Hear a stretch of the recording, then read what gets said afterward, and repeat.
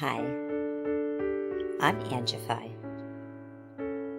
I started Angified Presents. We share the love of music.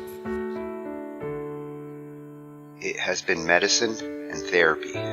Nothing else worked. It has saved many of us. With mental health, we need to open our eyes. Hurt people hurt people.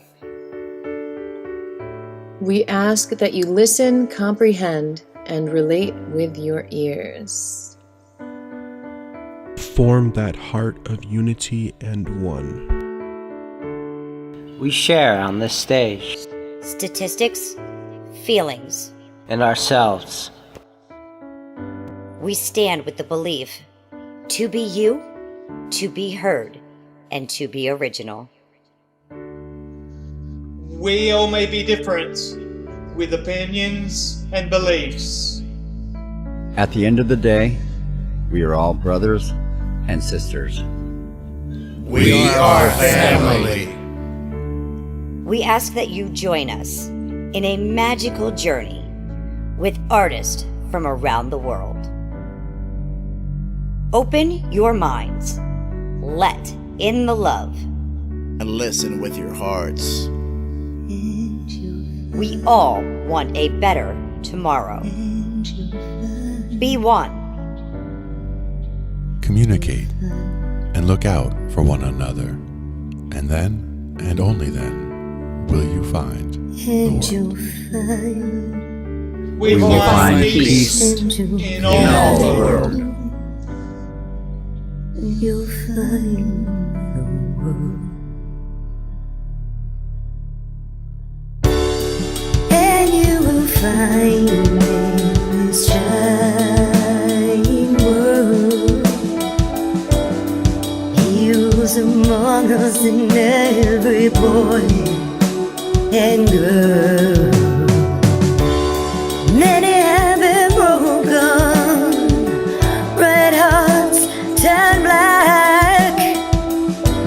Love will melt the ice and turn it back, and you will find the world. You will find the world. You will find the world. And when you find a place called home, where everyone is free to roam, a whole new world, a better place for our children's futures at stake. And you'll find, with music in your soul, laughter in your hearts, together we can grow a better place, with love in our soul. And you will find, together we can save it all. And you will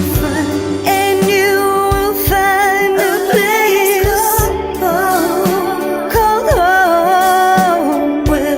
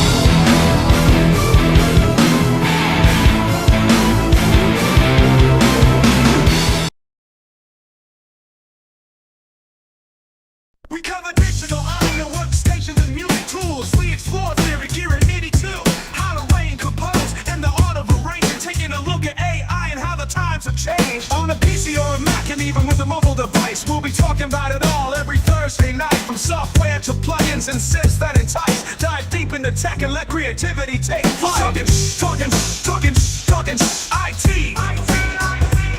We're talking IT. Come and join in and have some fun. It's highly educational with a lot to learn. From bedroom producers to seasoned pros, we're breaking it down so knowledge grows. Whether you're a DJ or a beat making wizard, we got the tips and tricks to make your sound sizzle. Mixing and mastering, that's our jam. With the tutorials and tips on how much rap. Get the best quality from your setup and gear. Tune in every week and lend us your ear. We're talking IT. Come and join in and have some fun. It's highly educational with a lot to learn. We're talking IT. We're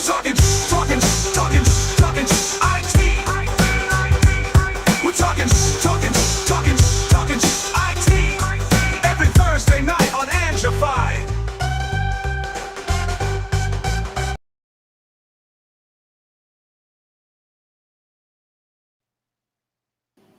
Oh, it's Thursday night. It Do you is know once again. Do you know what your kids are watching? No. You They're don't want to know what watching your kids are watching. Shh IT. They're trying to learn about all of that because we got all the information on a No, Thursday. and they might be watching tonight because we're going to go down the retro gaming rabbit hole, which makes me feel like a kid. Yeah, absolutely. I've always been a huge fan of video games of all types, and the retro stuff especially, because it really brings me back to, as you say, the way video games were when I was a kid. So very Yeah. different. Yeah, after the VR, rabbit hole we went down last week, Yeah. I started looking into the retro game stuff. I had looked at that back in 2019, 2020, like the VR. Yeah. And looking at it last week, I was like, "Oh my God, everything's changed." So much. But I Yeah, mean, at their core, though, when you look at game design of all the different games, of all the different iterations of all the games over the years, there's still only so many different types of games that there are. So it's nice to see, sometimes truly unique games that you've never seen anything like it before. So they come around rarely, but when they do come around, it's not just knock them out 47 or racing game 116 or whatever. Like there's something specific about a game that hasn't been done before. Like when they first did Portal would be an example I liked. I hadn't seen a game like that before, where you're exchanging two things like that, or a shadow game where it was like you're running around in the real world and then you can run around as your shadow to get to places you couldn't get to as a real world person. So things like that were game design features that I enjoyed that made things different than than everything else that you seem to see at the time. yeah. And what's cool with these emulators, the way that I've got this set up, I can play 5 different versions of the same game because, Exactly. like Donkey Kong, I've Oh, yeah. got 5 different versions from ColecoVision, Atari. Oh yeah. Now ColecoVision is the one that I had, and Donkey Kong Jr. as well would be one that would be on my list from there. But Donkey Kong was one of those that we played a lot back then, and probably Super Zaxxon in that same time frame on the ColecoVision. Yeah, oh, and I've got all the Zaxxons. Oh yeah. Matter of fact, here, let's to the IT cave. Da, da, da, da, da, da, da, da. There it is. Yeah, and this is the box I've been working on. What I did is I took one of my old music machines, and I, I've tried a couple of different approaches, and we're going to see in some of our opening videos the different options on how you can put together a retro machine. Mm-hmm. I chose to go with a, a software called batocera, Mm-hmm. and it's basically a Linux distribution, but it takes all the different emulators that are available and puts them in a nice organized library. It's like Netflix, Mm-hmm. except for games. And Sure. you boot up off of a USB stick, or in my case, I upgraded to a USB drive because I'm Mm-hmm. going to need the space. Yeah. And I can put this hard drive on any one of my computers, boot up like this, and I've got every console I ever wanted. Nice. And right now, I've got 6,963 games. And only 5 are Donkey Kong? No, that's impossible. Well, there 5 might per be a console, few. right? There might be a few extra Donkey Kongs I haven't come across yet, but like Main's so one of my far, favorite. Yeah. I've got the MAME emulator, which I still got to get this one configured. This is the one that plays all the classic Oh yeah. stand-up games. That was the one that I had the most back in, going back decades, when they first started with the emulators, that was the one that I started using was the MAME emulator and had all kinds of favorites in there for sure. And this is where you get those original arcade games With that the ROMs. Yeah. that you actually played. And Mhm. then of course, my Oh. first game console Mhm. was an Atari 20. Although I didn't have an Atari 2600, I had the Sears knockoff, which played the Atari cartridges, but it said Sears on it, not Atari. Now, see, we had the Intellivision and the ColecoVision, and a friend of ours had the Atari. So, like, they had the Atari, and we had that, and then they also had the Nintendo. Like, so it was kind of like leapfrogging back and forth, different console generations. Yeah, I did upgrade to the ColecoVision mainly because of Donkey Kong. Now, do you remember the And ColecoVision Atom, the computer that had the tape decks on it? yeah, Because that's the one I had. Yeah. and there is Atom ROMs out there, which I'm still hunting for because I always wanted the Atom. I just could never get my parents to pay for it. Yeah, now with the double cassette there on there, we had BASIC, the programming language BASIC for the computer on cassette deck 1, and you could write your programs and save them on deck 2. It was just oh my god, like that was something that you couldn't do before that. So it is going way back for sure. Having 2 cassette decks, like you really were getting treated because my Commodore, the first Commodore I had, I didn't have a cassette deck, and the disk drives were too expensive at the time to even convince my parents. Mhm. When I did finally get a cassette deck for the Commodore, that's when I started doing all that programming with Computes Gazette. And because if you're going to spend 6 hours typing in a game and you can't save it to anything, That's ridiculous. Yeah. not worth it. Now, the controllers, like you were saying, is also another interesting aspect of the whole thing to look at the controllers over the years, because like those right there for the Intellivision, it's almost like a paddle yeah. with a touchpad. The ColecoVision with the Atom, it was more like it had buttons on the sides, and it was like a joystick knob in the top, but it almost looked like an old dimmer switch as far as the size of like the top of the joystick. It was like a big old thing. So it's just like they've come a long way. And then, with the Atari, it was just a regular stick, and they've come down to the pads for these. I had tell me you did not get blisters off that Atari joystick. Of course. And it depended on the game too. Certain games more than others. Asteroid gave me blisters. Sure. I mean, when you're going to get serious with Asteroid, if you're just messing around, that's one thing. But if you're going to seriously play, that's different. Yeah. Oh, I actually played it long enough to flip the score in Atari. There you go. See, you had a lot of time on your hands for that, for sure. Yeah. Oh, the PC Engine. Some of these emulators. So far, I think I've got all the Nintendos from the original Super NES, Nintendo 64, the Game Boys. I've actually got some of those virtual Game Boy ROMs that we saw last week. Yeah. Tucked away in there. Nice. They've got the cool thing with this front end is it also supports like Windows ports and other operating system ports if they can be emulated. Now, I wonder if you wanted something like, do you remember a game like Hexen or something like that going way back, something like that? You can play them now, of course. You could emulate them now, but just having something convenient to collect all the games like that and have them in one thing would be good. Oh, I just set up my Sega Mega Drive. Another console that I had to go over my friend's house to get to play because my parents were like, "We already bought you an Atari and a ColecoVision, not getting you a Sega." No, I don't think I ever had the Mega Drive Sega. I know we did have. This is much later on, but we had a Dreamcast, and it was more when Dreamcast was already old when we got them, but it was just more nostalgic. For the Dreamcast, it was something like Crazy Taxi, and it was a fishing game that was really good, a bass fishing game, which sounds ridiculous, but it was actually a lot of fun. And what else did we play on there? There was like several others. One of my favorites on the emulators was Dr. Robotnik's Mean Bean Machine. I don't know if you remember. I remember it. That was a fun game. Like I never remembered long ago playing it competitively against people and having that much fun. But like a friend of mine, that was their thing. Was like they had that on one of the consoles, and like their thing was at a party. It would just be like, you know, 2 people out of the 15 people in the room would be playing against each other in that game, and it would just, you know, it was a party game in that way. And like everybody was just killing each other in this game. It was just a lot of fun. And it's a silly little game, but it's neat the way that it works. Yeah, the way I'll put it.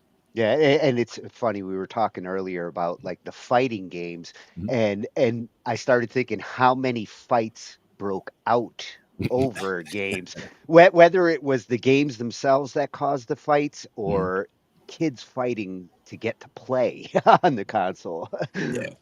Luckily, we didn't have a lot of that going on with us, but like I said, sometimes it was the party game thing. Sometimes it was, if it ever was multiple people hanging out, sometimes it was something like Metroid, for example, on the Nintendo. A friend of mine had gotten Metroid and he was stuck in one part and he couldn't get around whatever it was. So like I'm hanging out with him and I'm watching and I'm seeing what he's doing. I'm like, oh, well, let's try this, this, and this. And he's just like, well, here, why don't you do it? And like gives it to me, and like I just start, you know, crushing right through whatever. And he's like, oh, keep going. So like I'm playing the game for him, but it's more, you know, we're playing the game together. So it was, you know, he's playing for a while, I'm playing for a while, and it's more turn. Sometimes it's easier to figure out what to do when you're watching someone do it. Exactly. Than caught in the middle of it. Right. And the person who's doing it is like, no, but when you hit this, you can't do that. Oh, do you remember this computer? Sinclair. I was surprised that I was surprised they had this in there. The games were you remember before Atari, like the computer games were as simple Hangman kind of games. Or Pong, that kind of thing. I mean, that's about all you had back then. Yeah. Oh, this was another console that I was like, yes, I always wanted a Neo Geo, but it came and went so fast that by the time I could have convinced my parents to buy a Neo Geo, Nintendo was starting to come out with the like 64, and you know, you had better options, and they always had a problem with getting good games for the console. It's not enough to have a great console. You got to have great games. Bonk was like the only one that I can remember. Right. And that would be the trick for sure. Now, PlayStations, I mean, I had the PlayStation 1, the 2, the 3. I never went beyond, I never got to the 5. So, I mean, I'm not there yet. But yeah, 4 is about as far as the games I've got to experience. The 5, I'm surprised my brother never upgraded to it because he went from the 2 to the 3 to the 4, but he kind of fell off after the 4. Now, is that when he started doing more the PC games more fully? Because again, when you go from a console like that to PC games and you're actually building really good PCs, then it seems silly to go back to a console other than for specific titles. If there's a title that you can only get on that console, that would be something to bring someone back to it. But once you're in the I'm building my own gaming rig scenario, going back to the console seems like a step backwards to me. Yeah. And what's cool with these kind of engines, you can still have your powerful PC for when you want to play those PC games. Oh, yeah. And you can run this under it. Yep. I love it. And the Steam integration, I think, is a big sell for this particular platform, because pretty much all gamers use Steam in one way or another. And this allows you to bring your Steam games into the emulator and bring your emulator games into the Steam. Nice. Yeah, so it's a really great approach. So much easier than the last time I tried to do this. You know, it started with my brother asking, can we get every game and set it up upstairs on a like virtual console? Like, you know, he wants an arcade machine. And at the time I knew that I could, but there wasn't this kind of library approach. You basically had to set up each emulator individually, deal with the ROMs, and then the last hurdle with these is the controllers. And every console is a little different because they had different controllers. You've got to kind of map out your controllers so that everything feels seamless, and you're switching consoles, but still comfortable with the controls that you're using. One thing I will say is dealing with something like that, like I was doing with the Raspberry Pi, working with the control pad where it's just left, right, up, down, and two buttons even. Um, Two buttons and start and select. Like with those kind of a scenario, like you were saying, certain games you couldn't find, or it seems difficult to figure out where like the insert coin button is or the start player one button is. And like once you get those mapped, it's a lot easier. And if you have a controller, a lot of times those are already in the places you would assume they would be. So like since there's only so many options on a controller, it's like default mapped so that this button is coin, and then this button is start, and then Well, and you notice on the menu, Yeah. this is designed to be run by a controller. Exactly. The keyboard's actually more clunky to figure out because it'll show you like which buttons do actions, Yep. but it doesn't show you the key versions of them. But you can go into these controller settings here, and it supports up to, I believe, 8 controllers. So the cool thing is that, like, if I've got some games where I want to use a joystick, I can make that the primary controller, and then I can set up a gamepad. I can set the wheel. The wheel, Is the one that yes, and I'm a wheel kind of gamer. Like Arkanoid is one of my favorites of all time. So Tempest. I mean, Tempest is one of mine, sure. yeah, when you see some of the controllers we're going to be looking at, you're going to see why I'm shooting so high on the budget for the controls. But the good thing is with this software, once I get these controls, I can prioritize them and use all of them. Yep. And that's a bonus. Yeah. So let's see what we're going to be looking at tonight. And it's a little bit of the platforms themselves, but it's mostly controller reviews because I'm shopping for them. Yep. And like I said, controller can make the difference, between a game feeling or, being a smooth experience and being very clunky, as you said, with trying to get it together on the keyboard when it's designed for, to be used for a controller. Wait till you see the ones I'm looking at. So to start, Retrobird, we're just gonna look at, like, getting into retro video games, why you might want to, why you might enjoy it, and whether it's something you want to invest heavily in or just kind of try it out, because it's not going to be for everybody. But if you grew up on these games like I did, it's kind of hard not to get into. Exactly. And I always with the Raspberry Pi, I haven't loaded it up in a while, the one with the video games on it. But whenever I do, I always cycle through like at least 5, 6, 7 games that are always go-tos. And I always find at least, 3 or 4 others as I'm, looking around like, oh, I remember that one. And I'll try this one for a couple minutes and whatever. And some of them, you try for a few minutes and it's like, oh yeah, I remember why I didn't like this game or whatever. But something like Ghosts and Goblins, I could play for hours, something like that. Hey, the original Dungeons and Dragons on Atari 2600. Sure. Oh, yeah. I've got it. Adventure. And then for the second video, these are the front ends I'm talking about. Just Jamie is going to show 5 of the choices, the best choices that are out there. I've looked at 3 of them over on the Windows side. They run under Windows, but I did end up going with Batocera because without the Windows overhead, it runs very smooth. I mean, unless you have a good Windows machine, some of the bigger emulators, the PlayStation 2s, the Xboxes, don't like running on weak machines. Sure. So he's going to cover the different choices of front ends that you can use to put together your library. Very cool. And for those who don't want to build their own emulation station, the cool thing nowadays is you're going to find these all over Amazon and Temu and other online sites. Some are being sold with the emulator built into the controller or the joystick. Some are like mini PCs that come with controllers.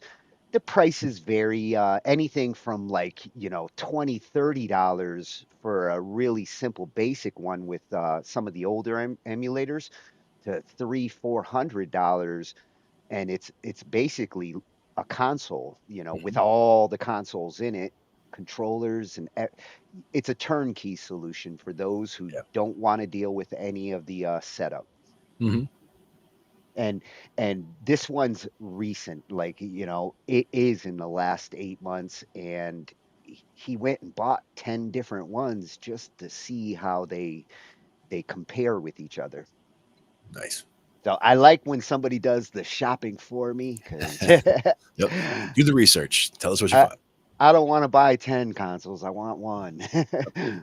Oh, wait till you see. I had to include this one because I almost forgot. Like, I was going through all the other emulation. I was like, Pinball Machine is the one that, of course, I want in my man cave. And I always knew that this was coming, but it technology had to catch up to be Yeah. able to build this kind of virtual pinball machine, and it Mhm. simulates 3,500 of the killerest pinball machines out there. Nice. So Gotta love Pen. this guy's going to become my man cave idol. And that's another one where, again, you were talking about controllers, and that would be one where you'd need something specific to get that pinball feel. Like if you're hitting two keys on your keyboard, it's not quite the same as if you're hitting actual buttons on the sides of the actual thing. And more importantly, with pinball, tilting and having an actual physical machine that gives you the kind of play that with pinball machines, it wasn't just the flippers. It was sometimes like jogging the machine. That's cheating. No, it's part of the game. If you You jog it too are hard, the if you jog it too hard, then you tilt it, and Well, it's yes, and I admit I tilted the pinball machines all the time. uh, uh, because Eh, sometimes it was just a miss. That's all. Yeah, yeah. And then after we get teased with that virtual pinball, this is where we're going to get into the controllers. And Maximilian, uh, almost all freshy channels tonight. Like, this is new territory for us, so new channels, and this one is going to be one of my go-tos for he likes to play the fighting games, Street Fighter, and Sure. the combat games. So that's his area of expertise.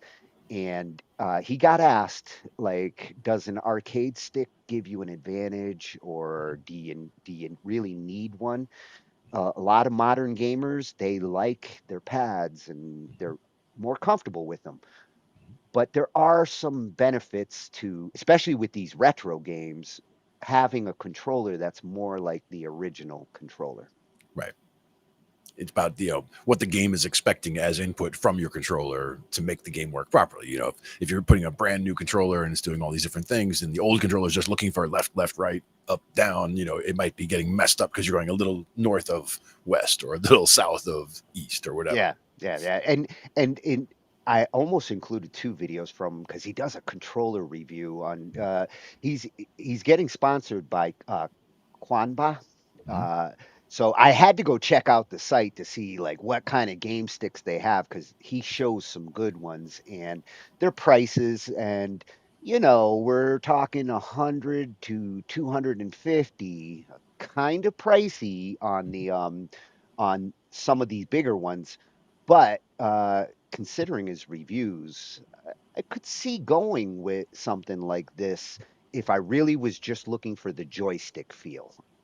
Yeah. And that's the big thing is, it needs to be solid is my main thing. Like, it needs to be able to survive, not that I'm going to play tens of thousands of hours, but it should be built like it's, designed to be played for tens of thousands of hours. Yeah. And then Maximilian's a stickler for build. That's one thing he pays a lot of attention to. Yep, exactly. And then we're going to slide to the real sexy controllers, because these next couple, these are on my shopping list. Arcade One, to start on the massive controllers. He's going to compare the two that are my biggest considerations right now: the Xtension control board versus the X Arcade Tankstick. Nice. Yeah, yeah. Both are awesome choices. The X Arcade's And the one I've seen before that I really wanted. Yeah. yes, and you're going to see the X Arcade is where I'm shying towards. But I went and checked out both of them, Mhm. and I'm if Rick really does want to get a stand up, if he really wants to go with the full stand up, and I'm sure he's going to want to do at least a two, possibly a four player. Sure. And these guys actually can make consoles and controls for up to four players, Mhm. which think Gauntlet, you know. Yeah. I was thinking Gauntlet. I'm thinking X-Men would be one of the ones that, Wolverine with the claws throwing people out of the screen. That was always one of my favorite moves. Yep, there's their four-player controller right there. I mean, I'm sure it's not cheap. You know what I think would be extra cool would be $550. about getting two-player machines next to each other and having them linked so that you can play four-player games, but you're actually, two on this machine and two on that machine. Essentially. What I'd really like to see is internet network playability, so that Sure. all four of us could bring up virtual Gauntlet and play from our own computers. Oh yeah. The technology exists. Damn, $500. That's right up there with my other consideration, and the other one at 500 is only a two-player controller, but the one advantage it has the wheel. I was gonna say this one in the middle, is that the wheel or is that the ball? No, it's got one ball, but no wheel. And at $500, damn it, I want a wheel. And that brings me to the X Arcade. Yes. Not this particular model, but their Max, the one hiding over there on the right. The build quality is what I was looking at here, where it does have it looks like it has that tank feel to it. Like it looks just solid as anything. And depending on which model you get, like there's some of them that actually come with their own stand, so you can use it sitting down, you can use it standing up. Some of them are also designed to fit right into a game console. So if you did have a stand up and you wanted to use this controller, you can mold it right in there. Yep. So he's going to show a comparison between the two and where each has some strengths and some weaknesses. The lack of the wheel is the big buzzkill for me, but these next two coming from X Arcade, because we looked at VR last week, I didn't want to ignore that. Like X controllers, X Arcade has one that's designed for immersive VR, augmented. They've even got a couple of games designed for it, and it makes you feel like you're in a virtual arcade. Very cool. But this is the bad boy. This is the the one. one we're gonna finish with, because I'm gonna find a way to get this in my house. Is that 8 buttons per side? 8 buttons per side.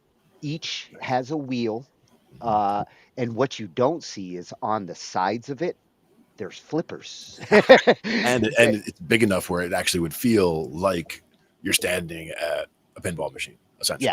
Yeah. The only thing I would have put the wheel somewheres else, because I can see being like, the way you use the wheel, I could see my palm hitting those buttons below it.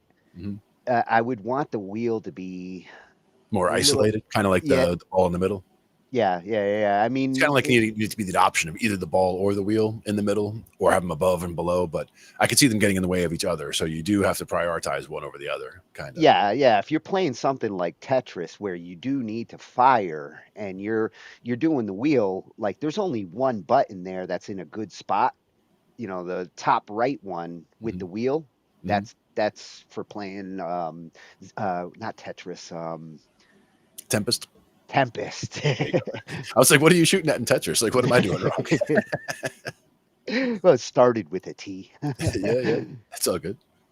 And The ball in the middle, though, that's the whether it's Marble Madness would be my go-to for that. But people always talk about track and field as a big one, but I was never like, that's more like, again, party game, or you have multiple people that are competing against each other, track and field. But I wouldn't well, get into it as much if it's just me and playing. the original arcade golf games, I think it was Oh yeah. Golden Tee. Mm-hmm. You use the Yeah, ball to actually like swing and how hard you I swung. could And see bowling that way too. bowling would work awesome with that. Yeah. Except for Atari 2600 bowling, which was not real bowling. There's only 3 pins. You could use it for I was telling you about Shuffle Puck, the one way back when on the Macintosh. It was an air hockey game, and air hockey would work really well with a ball controller like that too, because you want to be able to smoothly go left, right, up, and down, and that would be really responsive in that way. Yeah, and also Blades of Steel. If you ever played that, when Nice. when you're playing when they would fight, like in the middle of the hockey game, Yeah. occasionally they would get up and fight. Yep. You would use the ball to like punch up or down. There you go. Take them down. Yeah. So hopefully by the end of the night, my mind is going to be made up. Knowing there's a 4-player option with these guys, Yeah. definitely going to be a consideration for me. But I want that wheel, because if I can't play like my breakout, super breakout, and arachnoid, like One thing I would say is that having played, I guess it was Nintendo, like back when they had the gun controller for Duck Hunt and things like that. The controller that they had for the original was, if it was an Arkanoid or whatever the game was back then, breakout style game. Just using that little paddle controller for the wheel was fine. Like, it didn't have to be mounted to the big thing. Like, the ball really needs to be mounted like that. You can't have that in like a small controller option. Yeah, right? Like, yeah. you could try to use the mouse that we both use, like the thumb. I have. I have. And I know people who use the other version of that has like the bigger marble in the middle. They used it for graphic design so that they could get very precise with what they're trying to do. And they would use that for some of those games and it would work out fine. But I like the mounting in the middle for that, though. You know what I found ironic when it comes to the paddle is that one of the oldest consoles, the Atari 2600, had the best paddle of any of those consoles throughout the 80s and 90s. And that's one of my points, is just that, like, you could have either of those controllers that doesn't have the wheel in the middle there, taking the wheel out of the consideration of which one you would buy, and then using just a regular wheel controller as an add-on to be able to use that, where needed for the games where it does. Because it's not that many games, right, that has it. But I get what you're saying. Yeah. You need it to be the right controller for the right game. So it's like trying to play Marble Madness with anything other than that marble in the middle would be no-go. Playing Marble Madness with the key, because that's one of the first ones I loaded. I was like, oh, I got every game. Yeah. Marble. You can do it, but it's tricky. I still haven't found Crystal Castle yet. Sure. I feel like it's in there somewhere. I just haven't found it. But those 2 games, I can't play without the ball. Yep. What doesn't feel right. Yeah. Now, one of my go-tos whenever I go into an emulator like that is Elevator Action, because that was one of the old arcade games I used to play all the time, was Elevator Action. That was a lot of fun.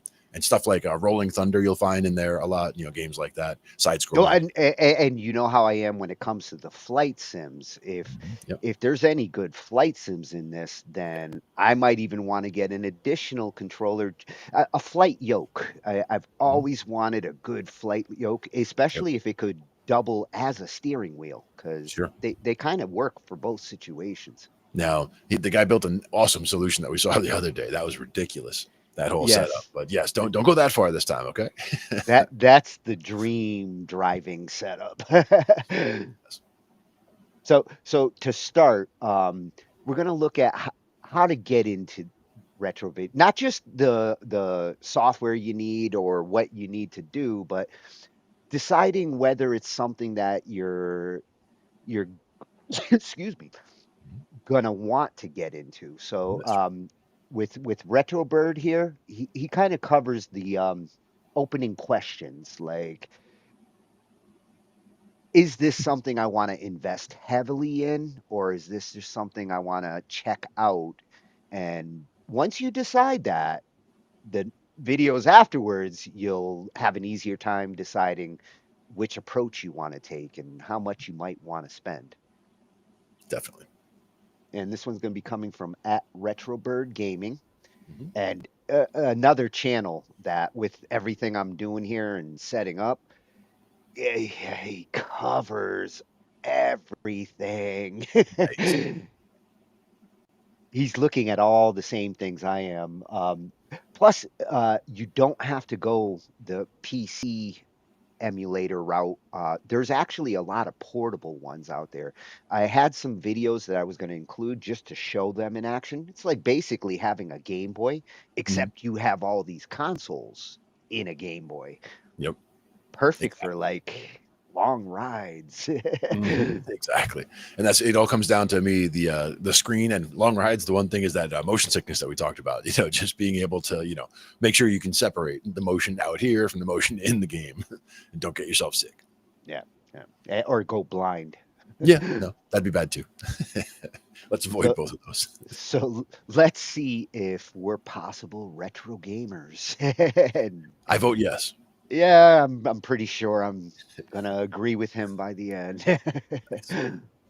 When it comes to getting into something, people often don't know where to start. Well, here's a start. How about figuring out if you even like it? Seems like a fair enough first step to me. I mean, plenty of people have tried to get into things only to find out they don't actually enjoy them, like Sudoku or working hard. For longtime fans of these older games, the concept of getting into them for the first time might seem kind of weird, because liking these games feels as natural as breathing. You're telling me not everybody lives this way? I mean, I feel like if I stopped breathing or stopped playing video games, either one would be just as effective at stopping me from living. Now, it's only reasonable that not everybody would be that crazy about it, but could still get at least some enjoyment out of it, and especially if you're currently getting no enjoyment out of it because you don't play older games at all. And that, my friends, is where us enthusiasts come in to help you out. There's two main questions we're gonna need to cover: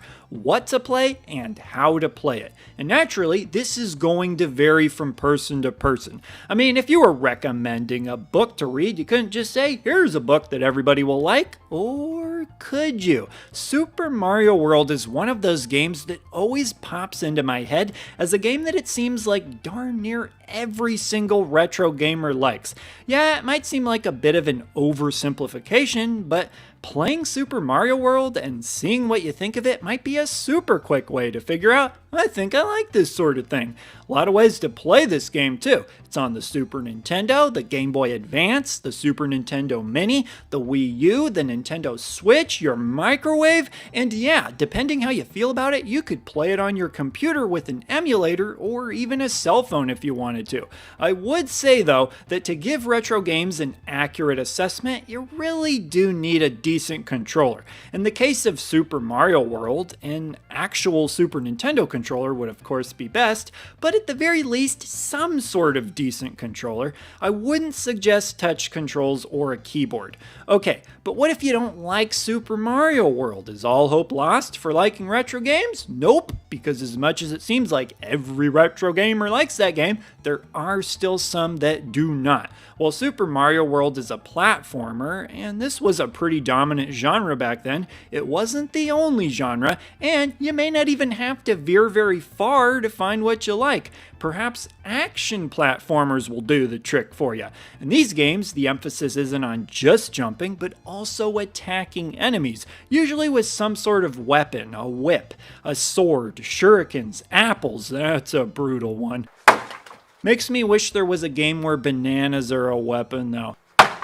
If you can think of any, let me know. However, regardless of which type of game you choose, you're likely going to have to come to terms with games being challenging. Of course, not every single retro game is challenging, but a good chunk of them are, and you're going to be crossing a lot of potential games off your list by ignoring them. Big thing here is to have the right expectations. If you're used to more modern games, you might be used to finishing any game you you want. Not all, but a lot of more modern games can feel like they will make sure you make it to the end, with generous checkpoints, offers to lower the difficulty, whispering sweet nothings into your ear while you sleep. A lot of money was put into some of these games, and they want to make sure you see everything. Meanwhile, retro games just say, hey, screw you, buddy, you can't just waltz through here. But they don't do it to be mean. Well, some would argue they do. But think of it like tough love. You're being pushed to develop the skill to do some pretty cool things. Things that make you feel good. Things you want to tell people about. Oh, well, maybe there's nobody to tell, but that's okay because it's still satisfying for you. I've always thought of progression in modern versus retro games like this. Beating a lot of modern games is more so about having the time to play through them, whereas in retro games it's more about getting good enough at the game to be able to beat it. Although, guess how you get good at them? By playing them, which takes time. So it just depends if the time you spend figuring out how to progress in retro games is enjoyable for you or not. I think a great way to gauge this is how you react to finally making it past a difficult section in a game. Is it just relief and bitterness that it's finally done? Or do you feel joy like it was time well spent?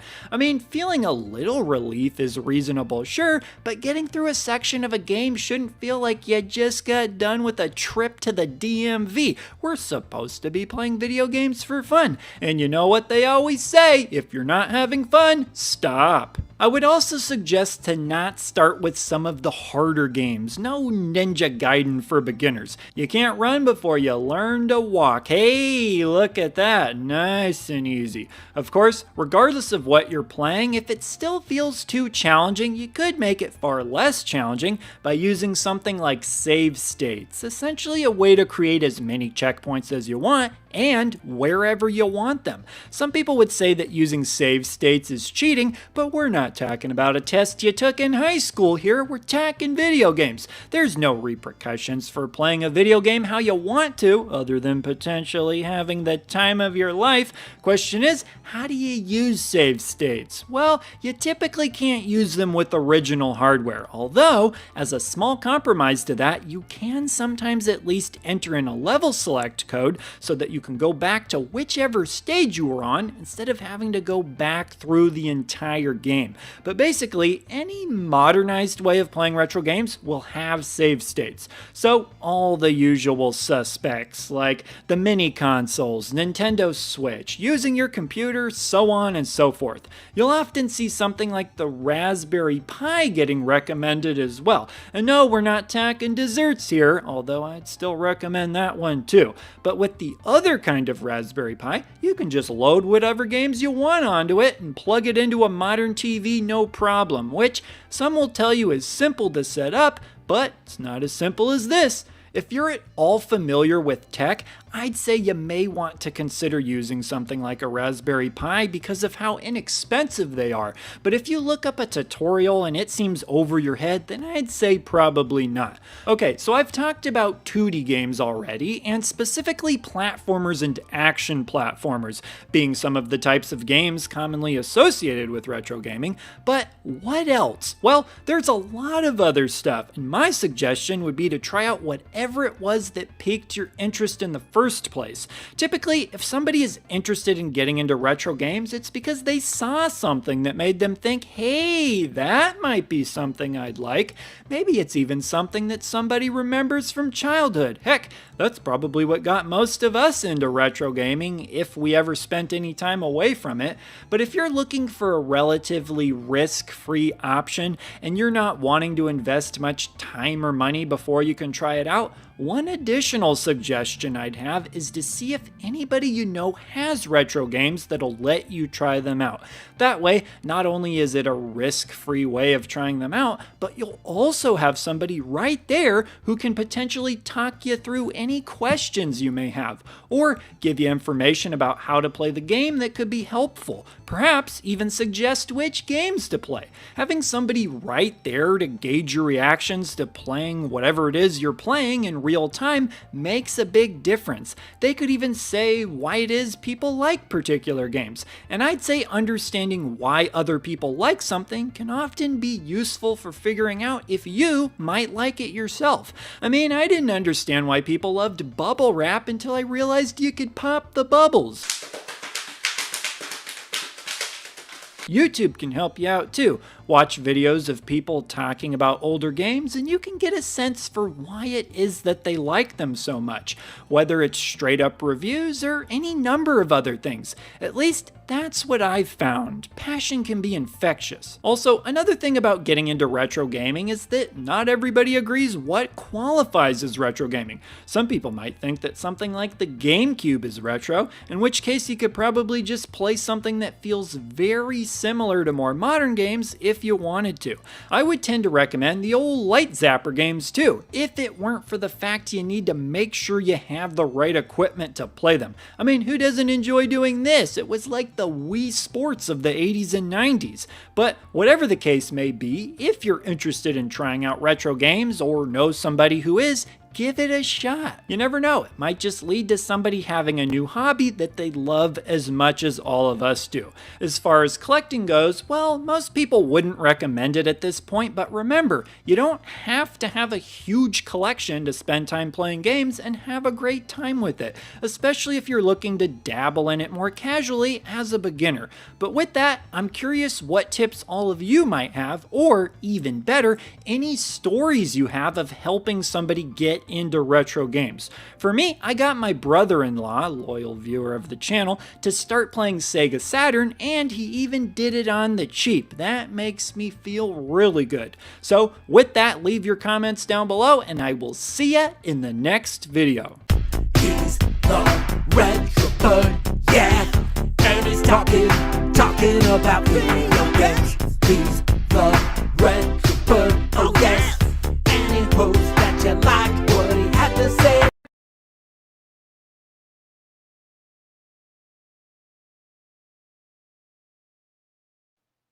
Oh, I like his soundtrack.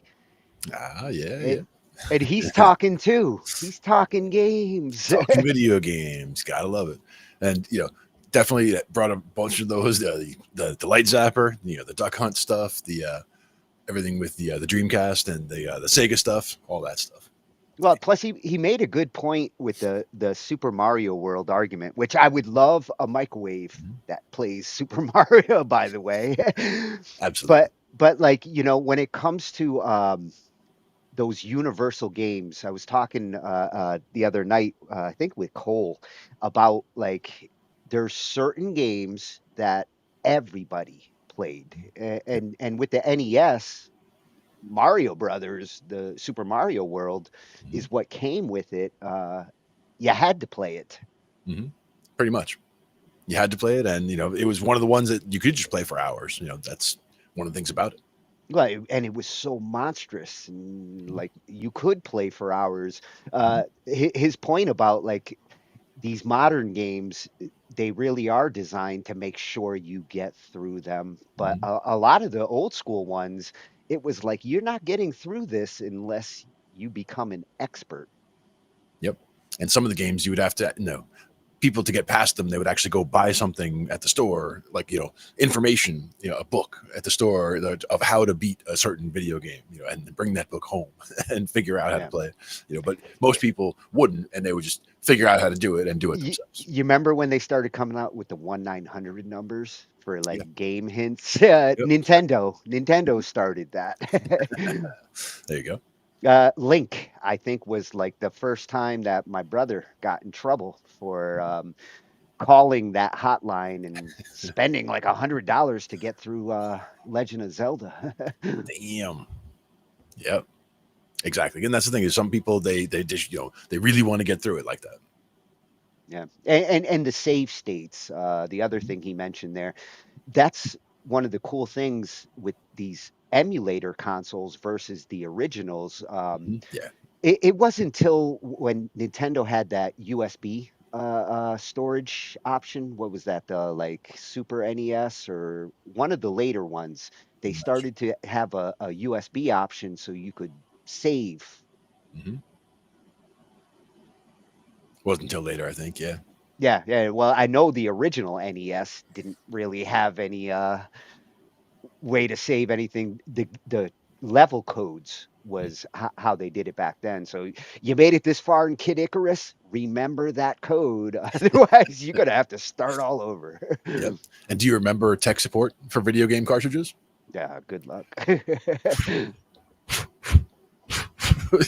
Blowing it, and now it works. Yeah, that stopped working when they went to CDs.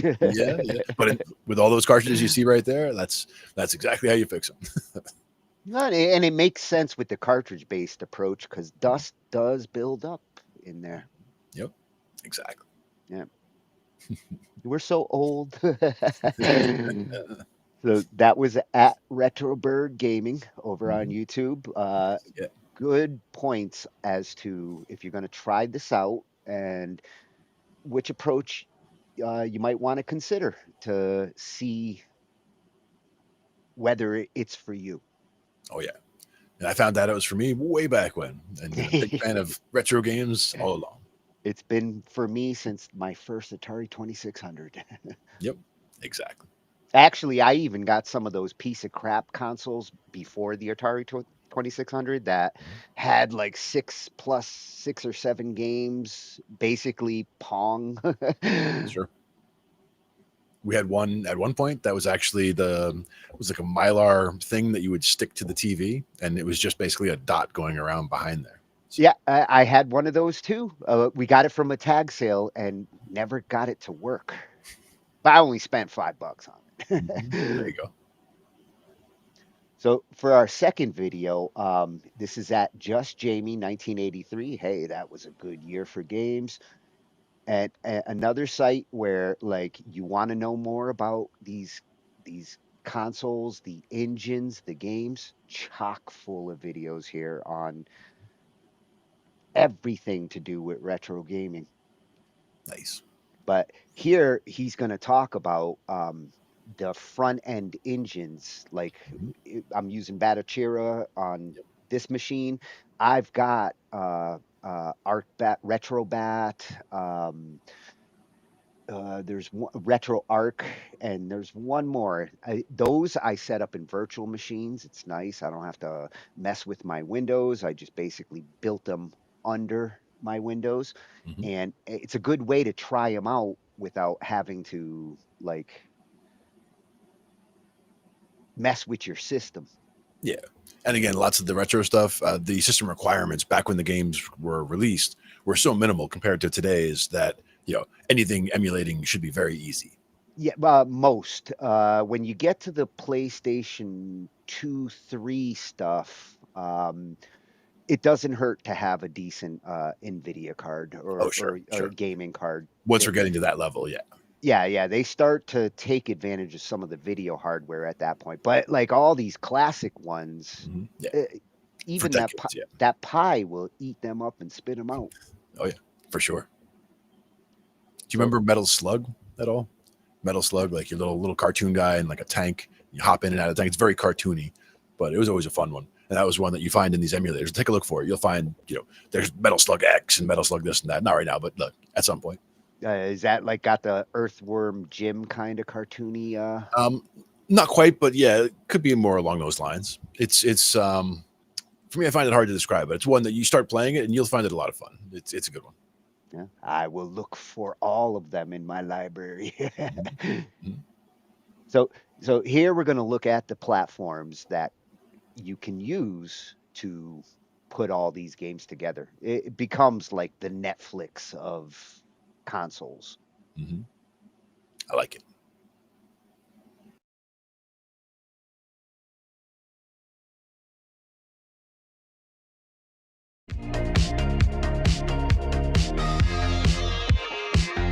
At number 5 we have an easy but overly confused to some users EmuDeck for Windows. Originally designed for Steam Deck, Windows Edition became free to users in late 2023. In terms of aesthetics, it looks great and actually runs Emulation Station. Runs fairly smoothly too. Supported systems range from Nintendo Switch, 3DO, Sega Master System and the C64.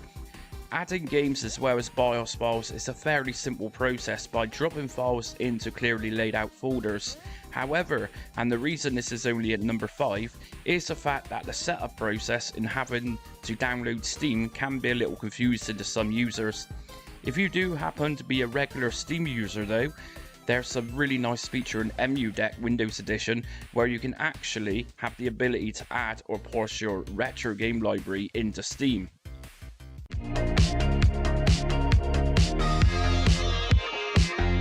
Some of you might wonder why Batocera is in 4th place. Remember though, this is a top 5 easiest front ends.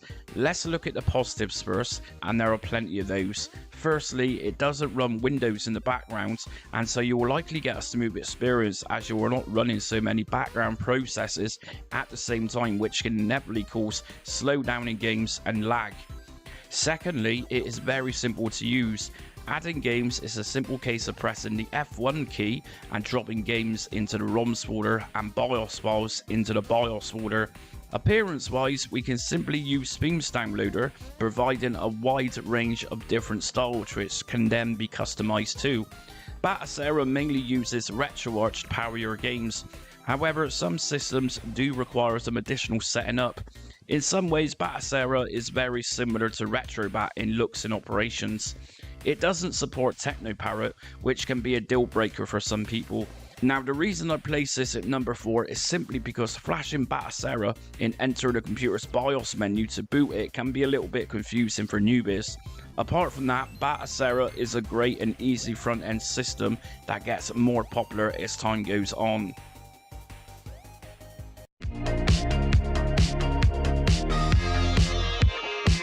Now, Emulation Station Desktop Edition is a fairly new system and it is extremely promising as well as fully compatible with most retro games that you would expect to find on the front-end emulator system.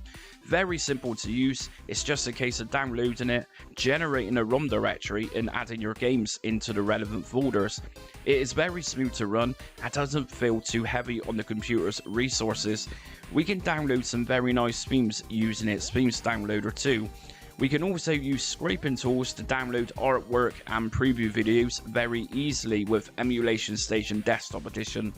Emulators can simply be placed into the Emulators folder, which I recommend RetroArch Portable for this, although other systems might require additional emulators too. Mapping out controllers is very simple and straightforward.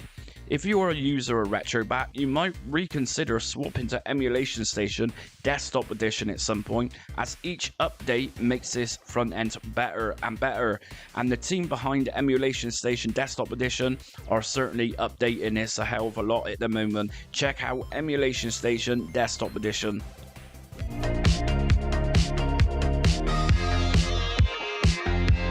Noslan is a front-end system that you should definitely keep an eye on. It's been around a little while now, and I do think this one could do with some more exposure than it's currently got. It's a little bit underground. When I released a beginner's guide the other day, many said on the video as well as on social media that they have never heard of Noslan before. Currently, Noslan front-end supports around 20 to 25 different systems, but likely those supported systems are for the games and systems that you're actually going to want to play, such as all the popular systems ranging from MAME to Nintendo NES to Sega Mega Drive, PlayStation 1 and PlayStation 2, as well as PS3. It is extremely user-friendly in most cases.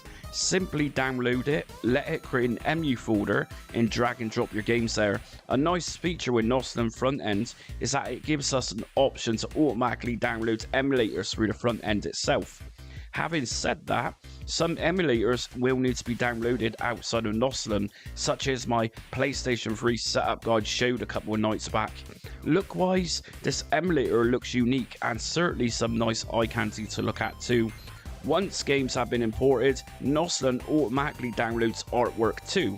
If you aren't so OCD on having every game of every system, Noslan is definitely worth looking at.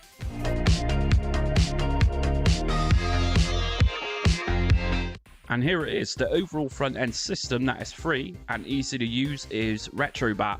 This is a front-end emulator that I have historically covered mostly, although today I have pretty much exhausted those setup guides.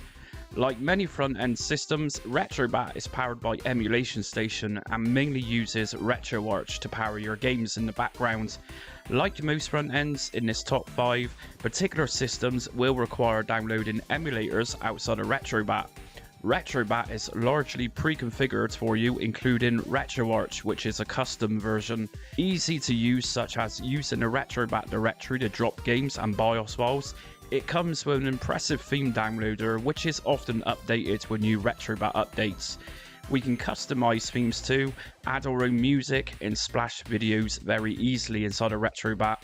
I do find that sometimes retrobat seems a little heavy on my computer's hardware, and I will mention that Batch UI is a bit of a mess at the moment. Batch UI is a tool that comes with the download where we can mess around with particular settings.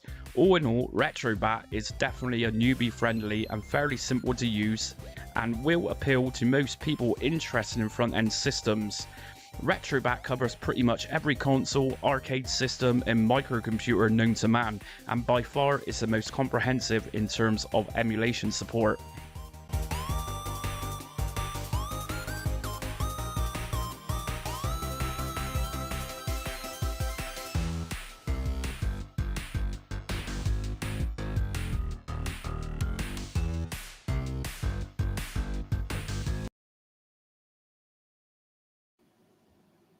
Man, with that soundtrack, I felt like I was playing a game. Exactly. Soundtrack is important when it comes to that stuff. Yeah, he's got a cool game theme. Indeed. Now that retrobat, he's not wrong. It is a little heavier than some of the other choices, at least the ones I've tried so far.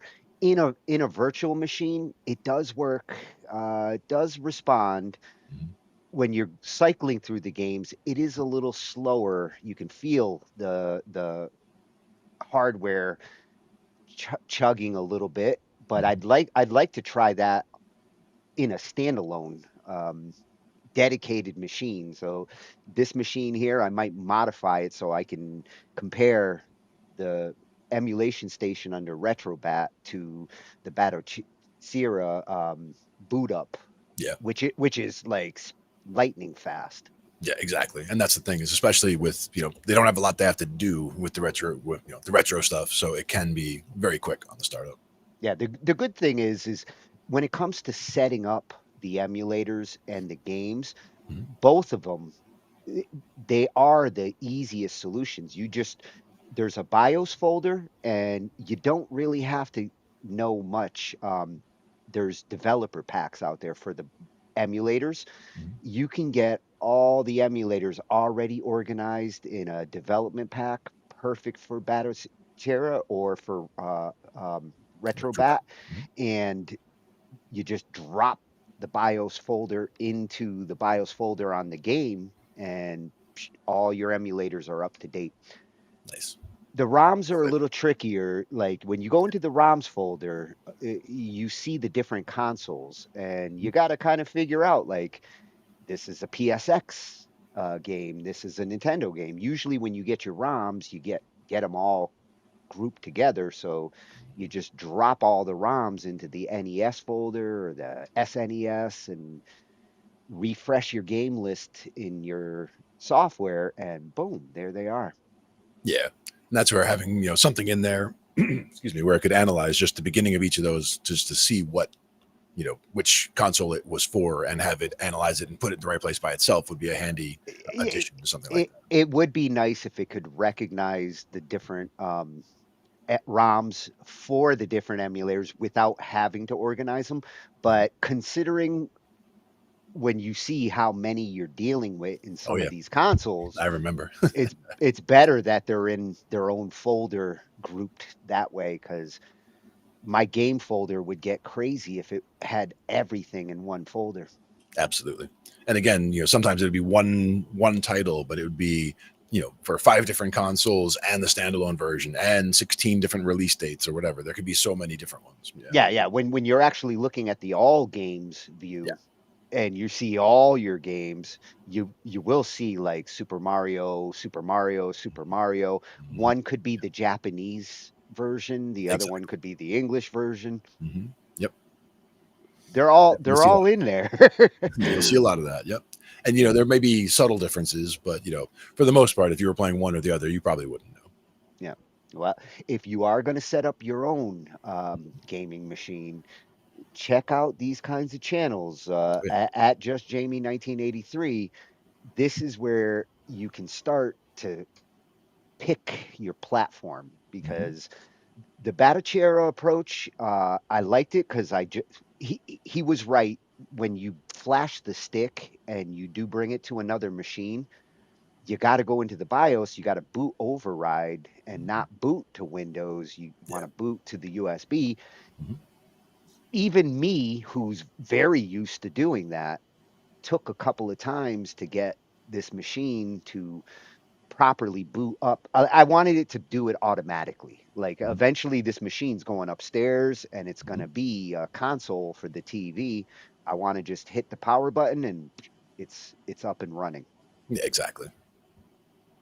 That's what I liked about the Pi setup also. Same idea, it's just right on the memory card. It's just there. So you boot it up and it just goes right to the interface and you're good. Yeah, and the Pi is nice because it's real tiny. You put that next to a TV, you're not even going to notice it. Exactly. Yep. And speaking of, our next video, Dan does game, and he does game because he bought 10 of these systems. You can find these all over the internet. Amazon filled with retro gaming solutions. Yep. Your mileage is going to vary. And just a quick disclaimer, the legalities of some of these, like sometimes you will see that vendor go down in a week because it's the ROMs and the licensing. Yeah. And the only companies that really are still chasing after them are the ones who still have consoles out there. So, when it comes to like the Nintendos, the Sonys, they're going to aggressively go after ROMs because their consoles are they still have consoles to go after. Some of the older ones, Sega, I mean, granted, Atari is still a relevant software company, but they're not chasing people who are playing 2600 games to keep them alive. Right. And when it comes to this community, especially the retro gaming, it's all about preserving these games because the consoles aren't out there anymore. And some of these stand-up arcade games are impossible to find. So you got to keep the games alive somehow. Yeah. And to me, it blows my mind that you could run one of those stand-up machines with a Raspberry Pi and have, a million games on it. And it would just be like you're at an arcade and have the entire arcade in the Raspberry Pi in the one stand-up machine. Well, surprisingly, a lot of those stand-up machines we played as kids didn't have heavy-duty hardware. Today's hardware is like, Pac-Man. Well, when you look at the size of the ROMs, that's the thing, is the old ROMs, they're super tiny. I mean, they couldn't do much with it. So they had to get very, creative with how they used the space that they had available. And when you're looking at some of these different solutions, he's going to show ones that are like under a terabyte that have basic consoles, the older ones, small libraries, because the files are tiny. When you get to these 4 terabyte, 8, there's a 12 terabyte monster in the lineup that when you get into the later consoles, the PlayStation 3 and 4, the ROMs start to get like DVD size and bigger. Yeah, that's the problem and again, it's just because of, the progression over the years, it all got, the files get bigger because the graphics get better and, the stories get more involved and the world gets bigger, The one cool thing with those bigger ROMs, in the old days, you were loading them from the disc on the PlayStation, and there was that wait time as it was like reading from the discs. When you use them this way, that's gone. Yep. They could build that back in if you want, but no. I don't want it to feel that realistic. Yeah, we'll skip that part. So as you can see on Dan's site, he reviews everything to do with these retro games. Oh, and some NVIDIA reviews, the 5090. I will be back, Dan. Yeah. I check out all 5090 reviews. Excellent. But here he did the heavy lifting and went and bought 10 different emulation solutions. Some of them are just simple controllers with the machine in them. Others are hard drives that I think there's only one that actually requires a computer because it's basically just a hard drive with the software set up to boot from it. Right. Very But cool. for those who don't want to build their own box here and just kind of want a turnkey solution, you can find one out there from really cheap to the cost of a PlayStation. Yeah. That's about right. Yeah. These are all plug and play. When you get these, they come with thousands and thousands of games. All you do is take it out of the box, connect your controller to it, depending on if it's a Bluetooth device or if it's one that comes with a wired controller. If it comes with a wired controller, to be honest, some of these are on the lower end side of things. So there are certain ones where you need to, actually go into the settings and adjust some of them, it's called look ahead.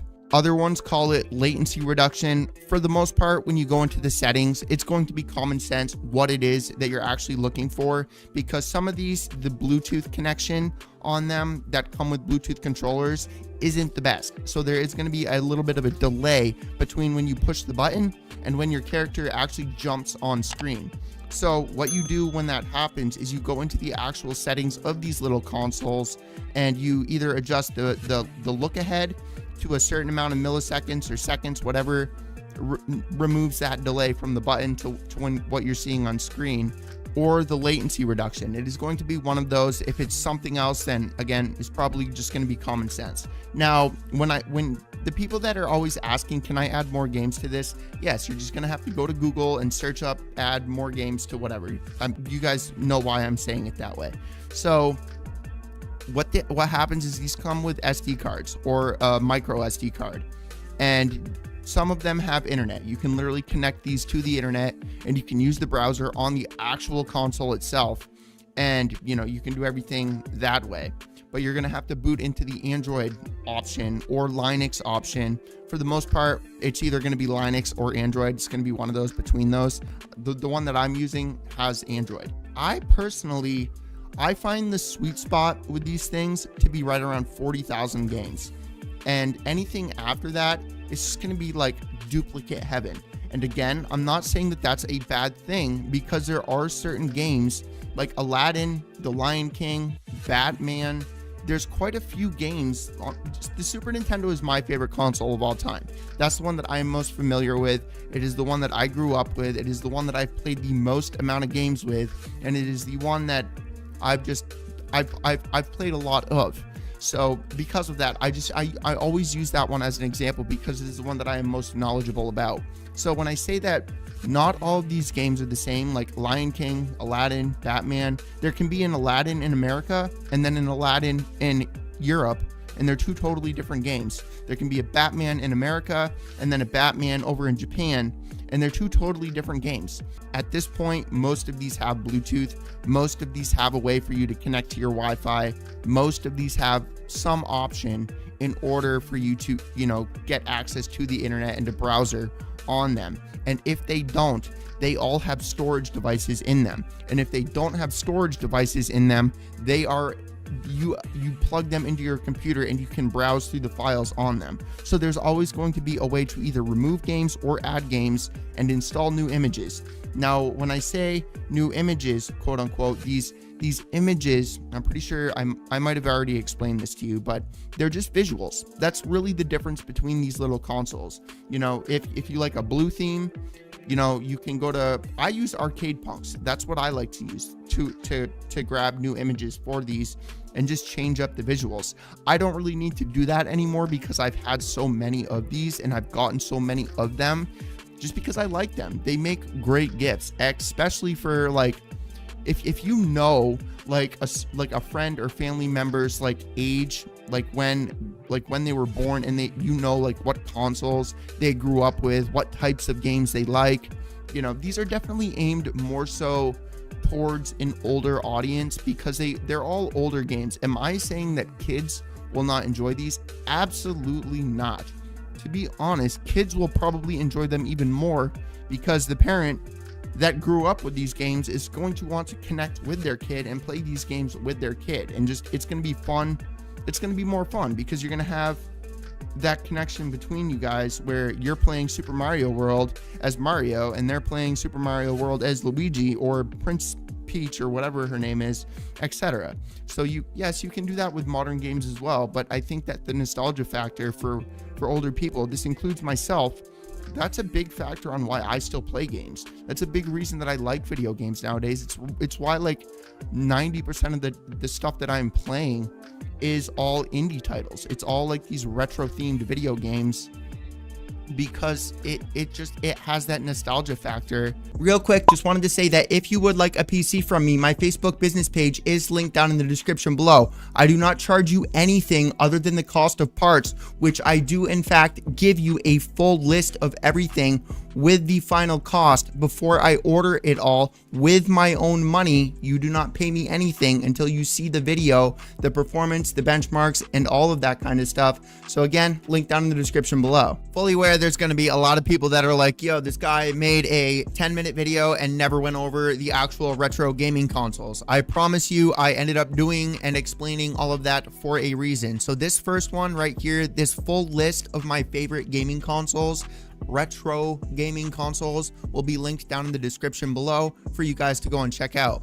This right here is probably my favorite one because it comes with a ton of video games. Yes, there are going to be some duplicates, but like I said in the video, man, a lot of those are different types of games. The Batman, Aladdin, Lion King, and those examples were the perfect examples. So this right here is probably my favorite one. This full list is from my favorite to my least favorite, although they are all very good. I would not have put them on this list. You got to remember there's hundreds of these things on Amazon. Now you need to keep in mind that this one right here, you need a computer in order to use this thing, but 12 terabytes worth of games. I need you to understand something. This comes with stuff like PS3. This comes with stuff like other newer consoles that I'm not going to say because the literal emulator that is the console that I'm speaking of right now was sued and we have no access to it anymore. You're gonna have to use other ones, but this thing does include it.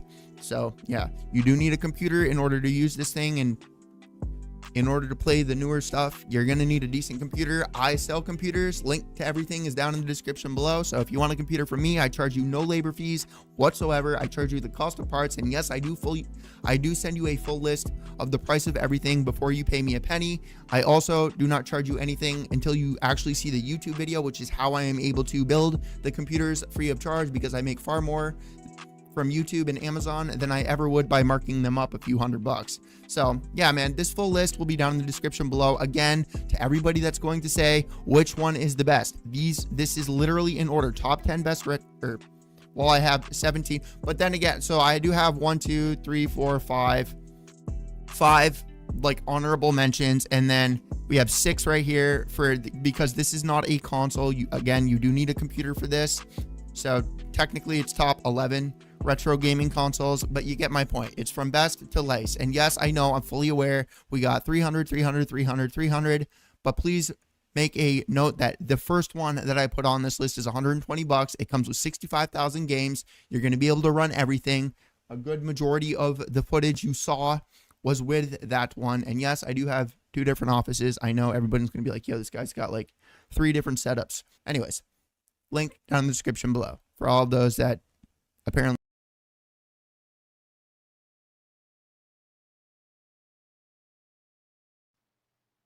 Oh, I watched the whole thing.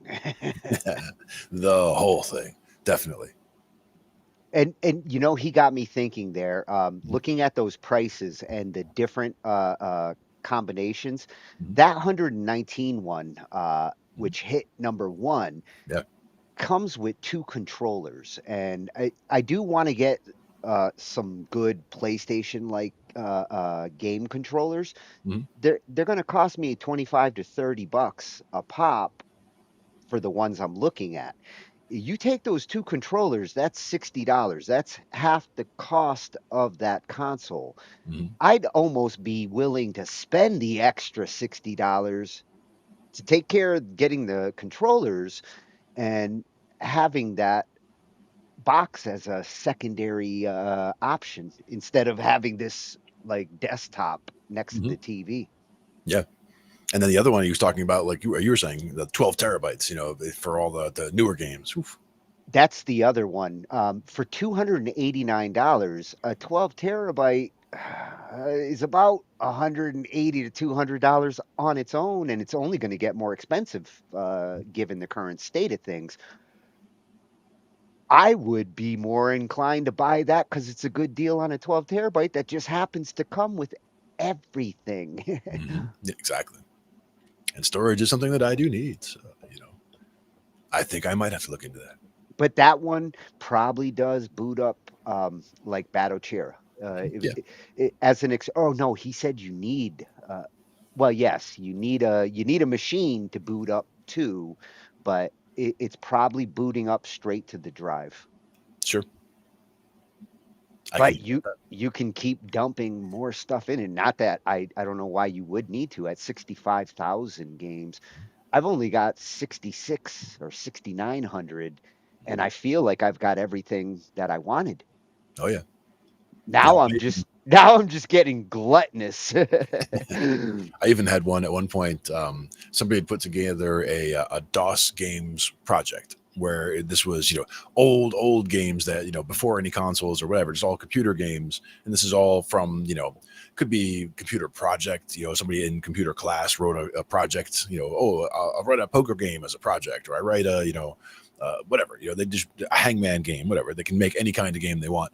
But this was a project where they had, I want to say it was 6 DVDs worth of DOS games, and DOS games are super tiny. So one DVD is a lot of DOS games. DVDs with tens of thousands of games, and it's not just duplicates, but it's also duplicates, and then duplicate titles where you'll have 50 games that all start adventure of whatever, there could be tons of those. But it was just interesting to be able to look at the progression of game design over the years also, because so many of those games never saw the light of day, and you're launching it as like one of the first humans to ever see it, because it's like and the graphics were like ASCII.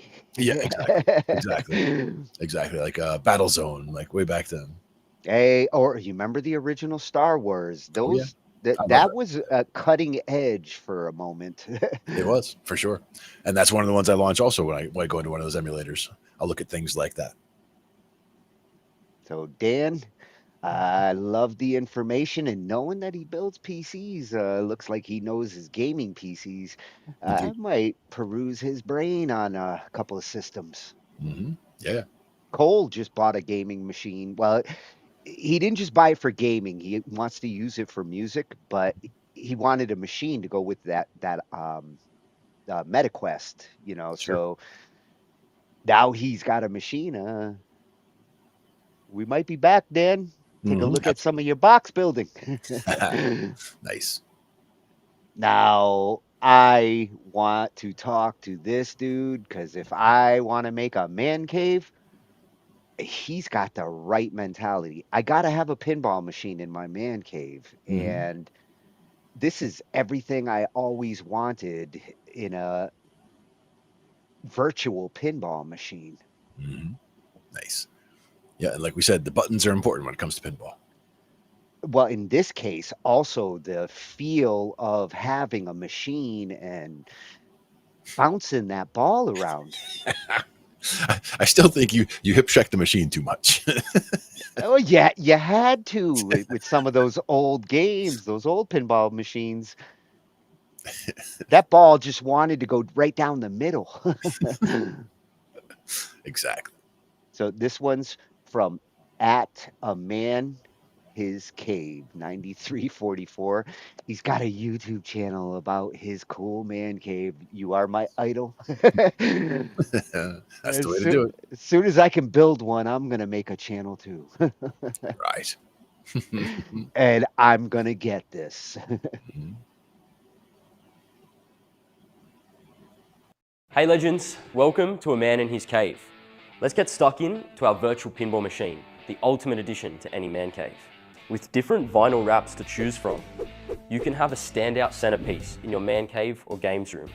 And with over 1,300 different tables to play, including the best from Stern, Williams and Bally, you're set for life. The 4K display and killer sound system make every game a blast. Plus, the interface is super easy to use, so you can jump right into the action. Just use the side buttons to navigate the menu to select which pinball table you want to play. We have Virtual Pinball 2, Virtual Pinball 3, Visual Pinball 9, Visual Pinball 10, Leprechaun King, Future Pinball, and even a jukebox. Let's jump into Visual Pinball 10. The Visual Pinball 10 collection has the largest range of remastered mechanical pinball games in virtual pinball format. Let's check some of these tables out.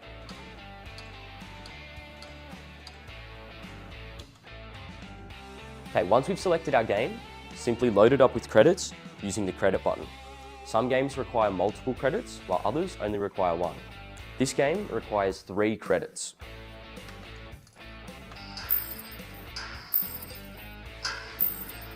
Then press start. Pull back the plunger, and you're ready to go.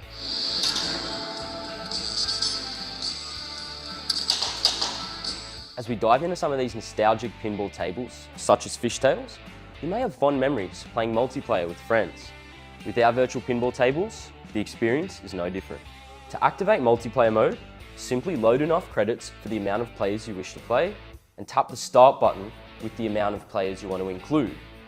2 taps for 2 players, 3 taps for 3 players, and so on. This machine comes with a 4K screen, 10 solenoids, a rumble motor, 5 LED flashes, 2 strobe lights, 2 powerful speakers, and under cabinet lights.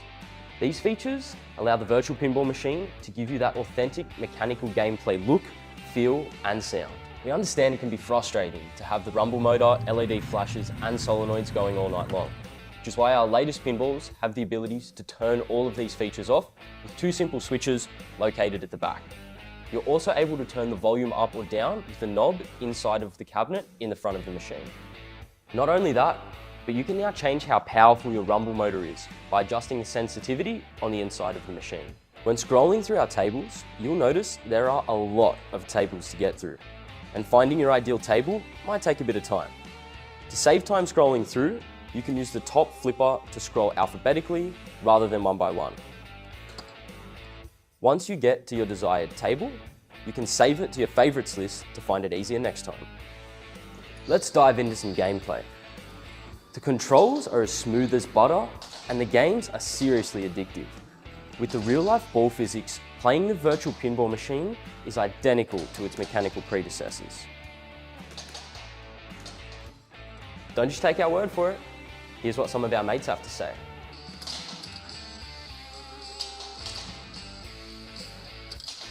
Many people are attracted to our virtual pinball machines because they offer realistic virtual versions of the nostalgic favourites like the Addams Family, Metallica, Jurassic Park, The Getaway, and many others available on the Visual Pinball 10. What most people don't know is that our premium pinball machines are also equipped with the FX2 and FX3 tables, the latest pinball technology on the market. And these games not only emulate the realistic pinball playing field, but they also utilise a 4K playing screen. This includes playfield fly-throughs, interactive characters, and on-screen point tallying, just like in a video game. Zen Studios have done an incredible job with these tables, making them as immersive as possible. Some crowd favourites include Back to the Future, Family Guy, and Jaws. Another notable mention with our virtual pinballs is the video playback, available on the additional screens. Now this is available for tables associated with major motion pictures. So for example, when you're playing Harry Potter, you can enjoy watching snippets from the movie, adding to the overall experience and atmosphere produced by the table. And guys, Sometimes you might not feel like playing one of our various games on our virtual pinball tables, but rather take advantage of our powerful speakers available with the free jukebox feature. Now with this one, you can play over 1,000 different songs, all of which are available with music video playback.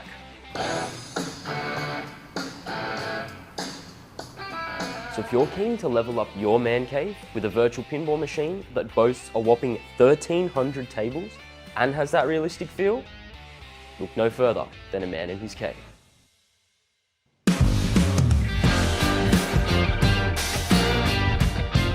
Don't forget to hit like and subscribe and tap the bell to be notified when we drop a new video. In the meantime, we reckon you'll froth this one.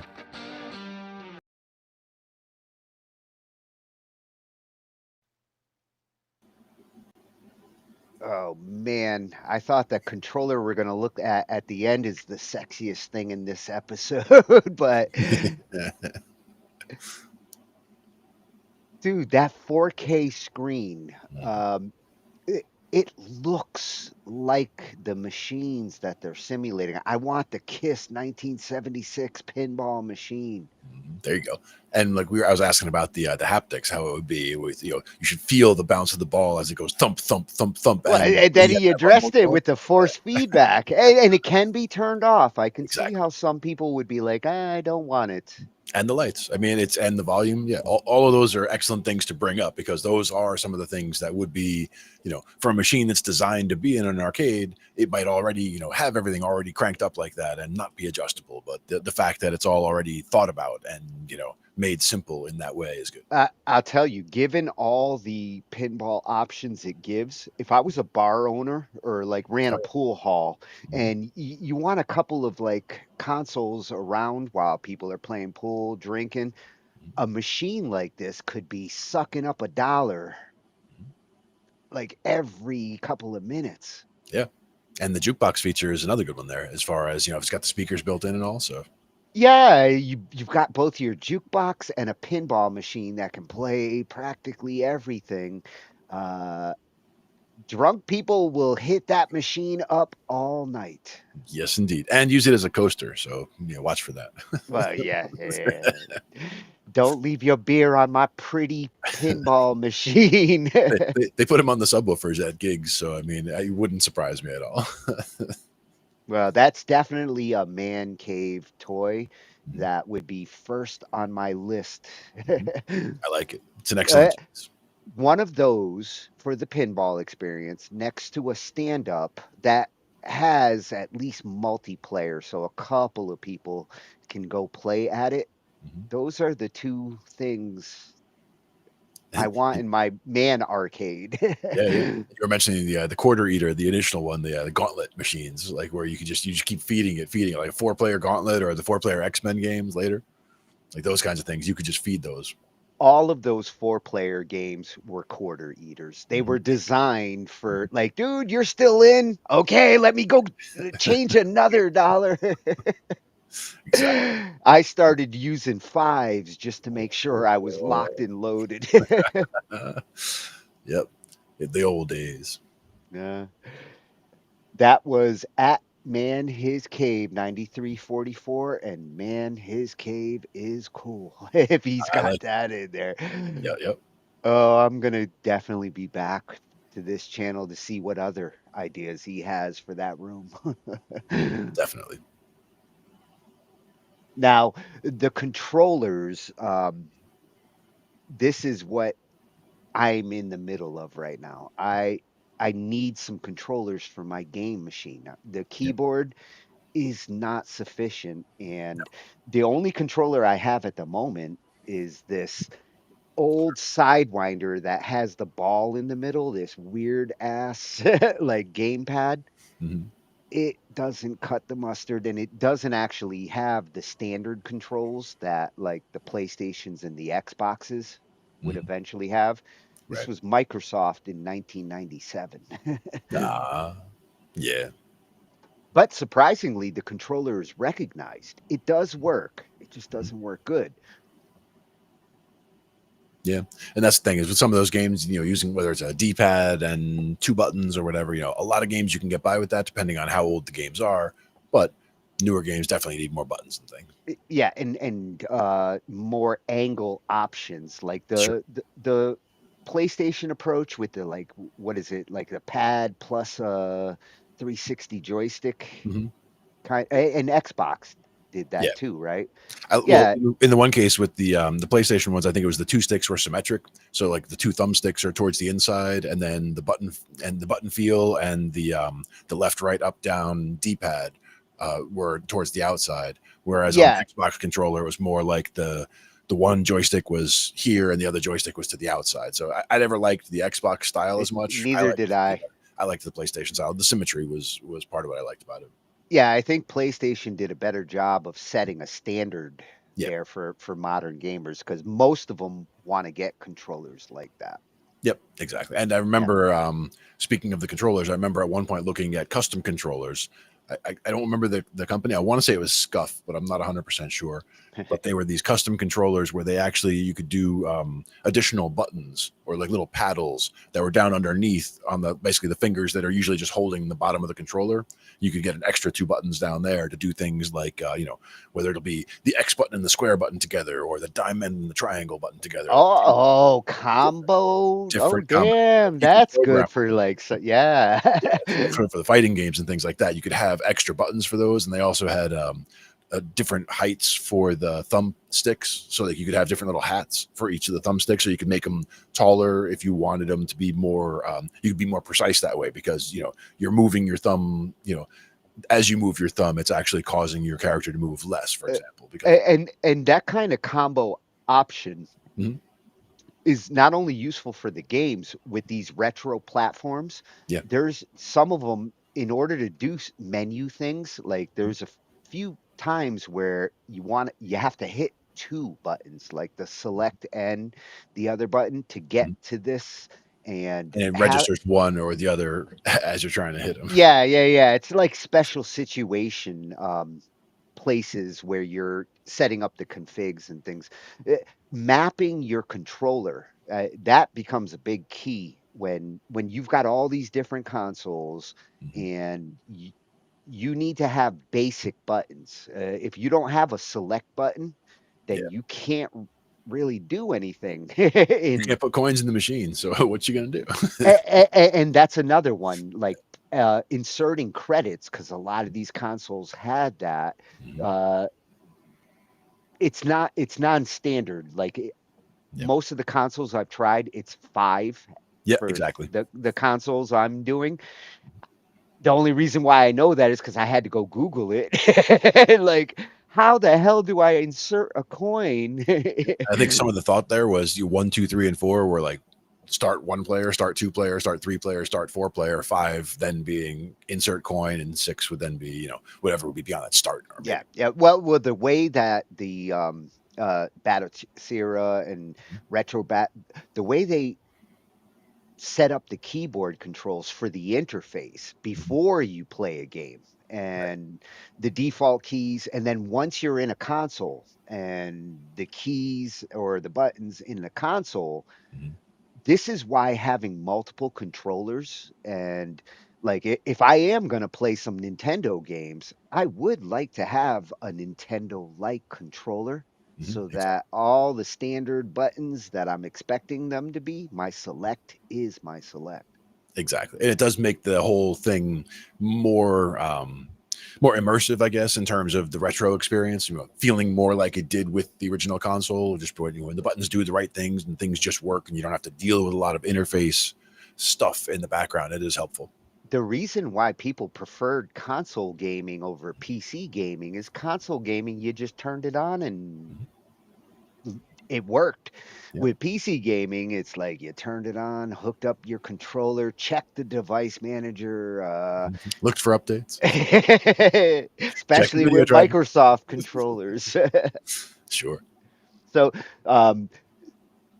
what we're going to look at here is whether you're going to go with the gamepad approach or whether you're going to go with the joystick approach. And Maximilian Dude, he's a fighter game enthusiast. Like a big chunk of his channel is all about fighter games, you know, going back to the original fighter games. And he got asked, like, is there an advantage or benefit to going with a stick traditional controller versus, you know, the modern game pads? And I feel he gives an honest, fair balance on both. This is another channel that I will be hitting hard to figure out which controllers. He actually got me looking at some of these alternate controllers for somewhat cheaper options. Now I remember, was it Karate Champ with 2 joystick fighting game where some moves are like, you know, this joystick goes up and that one goes down, or this one goes left and that one goes right. Like certain things about using 2 joysticks in a game like that were interesting. So even in a setup with like the X Arcade where you've got the buttons and 1 joystick on each side, you could probably configure a game to be able to use the 2 sticks if you want to. And I think that's why those big controllers are making like 6 to 8 buttons so that you can basically simulate like a second joystick with all those buttons. Yeah. But to get the original, you know, to get the real experience, you want both, you know, be able to do the left, right, up, down, all that stuff. And if I played it in the arcade, I want the same layout. Exactly. I remember arcades weren't confusing. Like you could walk up to a game, throw a quarter in it, and how long did it take you to like figure out how to play track and field? Yeah, exactly. And that was part of the, you know, the approachability was part of the allure. Yeah. And then they started coming out with like motorcycles you could sit on. The jet ski, I always like that one too. Oh, dude, the jet ski one would. Jet Moto is one of the ones I would look for in the PlayStation library there. Jet Moto, a lot of fun. You're going to make me install a Jet Moto in my man cave. But don't worry, you can turn off the speakers and the lights. So. Well, if I get the Jet Moto, I'm going to also have to get the motorcycle one because that was my favorite one. Sure. Cost $1 to feel like I was riding a fast bike. I think 2 of the most immersive in terms of the cockpit of where you're sitting games that I'd played. One was a tank game where you would have either 4 or 8 different machines were all connected together and you would have these big tank battles. And the other was a helicopter simulator. That was a very hyper realistic one with all the pedals and the full controls. I do remember a multi-tank one in my arcade. It was ridiculous. It was one where when you fire, it's like the whole thing, the speakers. Yeah.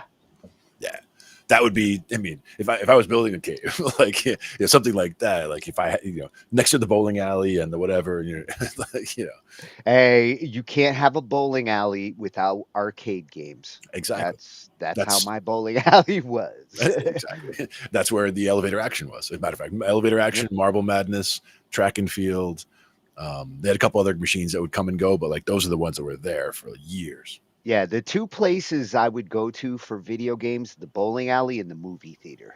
I was going to say the pizza place is usually another one. But. The pizza places were my third because in the pizza place, at least the one I used to go to, he had 2 sit-down tables. I was going to say, which one would have sit-down tables? Yeah. Yeah, which like, dude, that sit-down table is mine. Cocktail tables. That's another one for the cave, like the Miss Pac-Man or the Pac-Man cocktail tables where you're playing from the 2 sides. Oh man, we're gonna have such a cool cave by the time we're done. There's not gonna be room for much else, but that's okay. We don't need much else in there. All right. Well, Maximilian's gonna help us decide whether we're gonna have these game pads or we're gonna go with a control stick. And I feel like I'm gonna end up with both. Yeah, that's usually my answer. That's my usual answer. Yes. Let's go!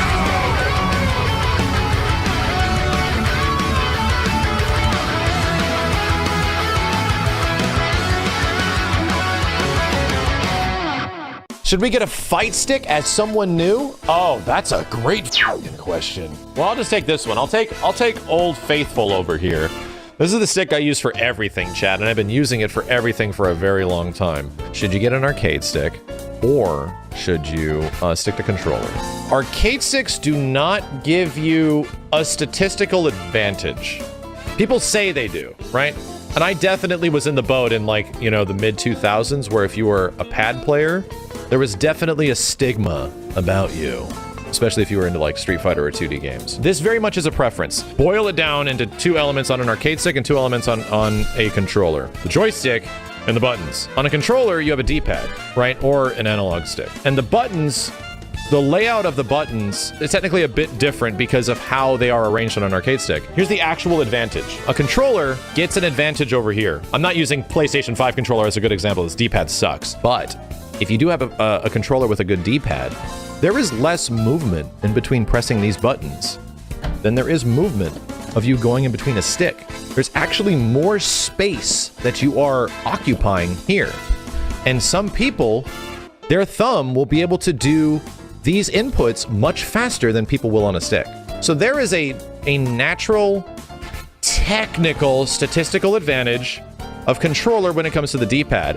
However, the buttons are a different case, right? Hitting face buttons and having access to 3 buttons up here and 3 buttons down here really fast is way better than the face buttons on a controller. Here's where the whole thing falls apart. If you are playing any fighting game made past most likely 2006, and honestly the late 90s, Marvel vs. Capcom 2's entire button scheme was changed because of controllers. Most fighting games were getting away from arcade sticks even in the late 90s. So there's a very good chance that your controller is already super accommodating for whatever fighting game mechanics you have. That your controller is actually going to work very well. You don't have to hit all 3 buttons at the same time. You can just map that to a button if you want. Like, a lot of things will be difficult for some players, but there's a really good chance that using a controller for any game that uses a stick is probably just fine. Here's the number 1 reason. The number 1 reason, should I get an arcade stick over a controller?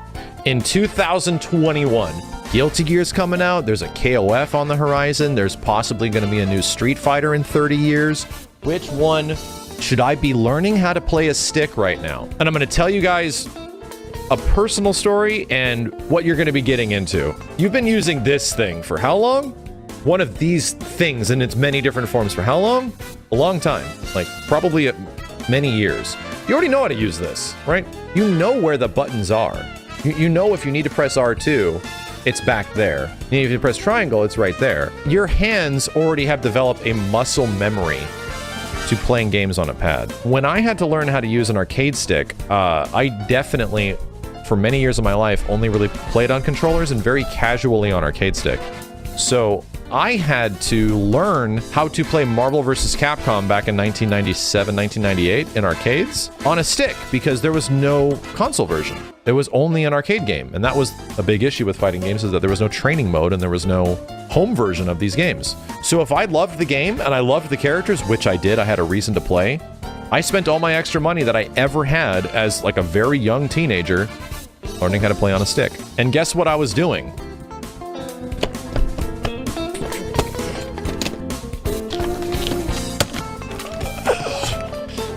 Oh, missed. God, wrong button. You have like no muscle memory. You have no idea where anything is. Or even like, how do you hold this fucking thing? Do I hold it like a wine glass? Do I touch it like it's a sexual object? You have no idea what to do with an arcade stick. And you'll have to develop an entire set of muscle memory based on this thing that you have not used at all. It's like playing baseball your whole life and suddenly you have to go play soccer. Well, shit. So what are you doing to yourself if you're like, I just want to use a stick? You're essentially restarting from zero. That's it. Even if you're decent at fighting games, like even if you are like have a basic understanding of how they work, but you've only ever played on pad, you are starting back at zero because you have to now relearn everything of where the fuck your hands go. The biggest reason why this thing is my preferred way to play almost every fighting game except NRS games, because I just play NRS games on controller, because I hate the cross layout. Legacy. That's honestly it. This represents a time of video games that many people hold near and dear. Arcade sticks represent the arcade era. Represents where there was a control scheme that only people in arcades could share with each other. And this was the only way to do it. There's also one big thing that differentiates arcade sticks from controllers. What are you doing when you're using a controller? You're using just about this, right? Maybe you're doing some of this, but it's essentially finger action, right? Finger action video games. When you're using an arcade stick, you're using your whole fucking arm to press these buttons. You're using your wrist and every other aspect of your fiber and being is going into moving this shit. And if you're playing this with some American bat stick, then your forearm is probably some Popeye shit. Arcade sticks require a lot of kinetic movement. They require a lot of energy that goes into them. The legacy arcade sticks comes from arcades where people would beat these controllers up so much that you had to fucking move that shit. If you wanted to like mash buttons or anything like that, people's hands would be bleeding. I'm not fucking shitting you.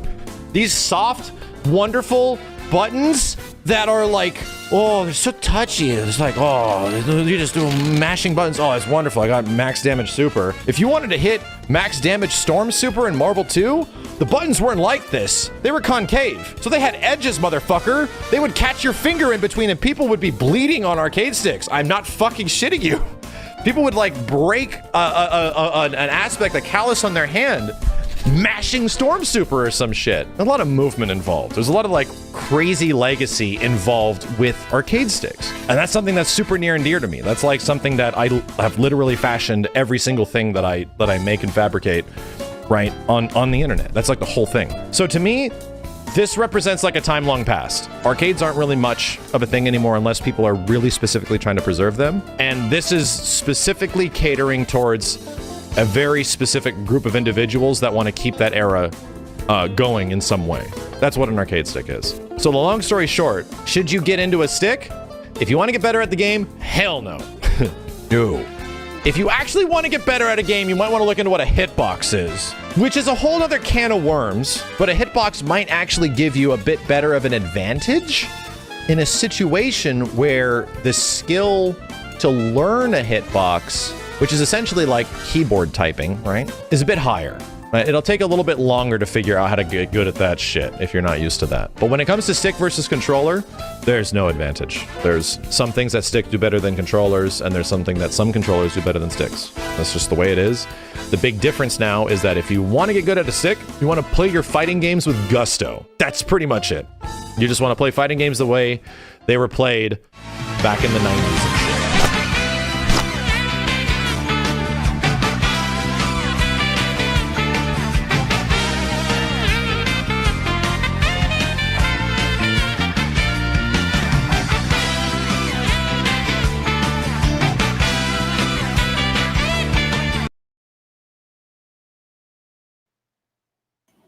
Dude, that's the most positive fighting game theme I've heard yet.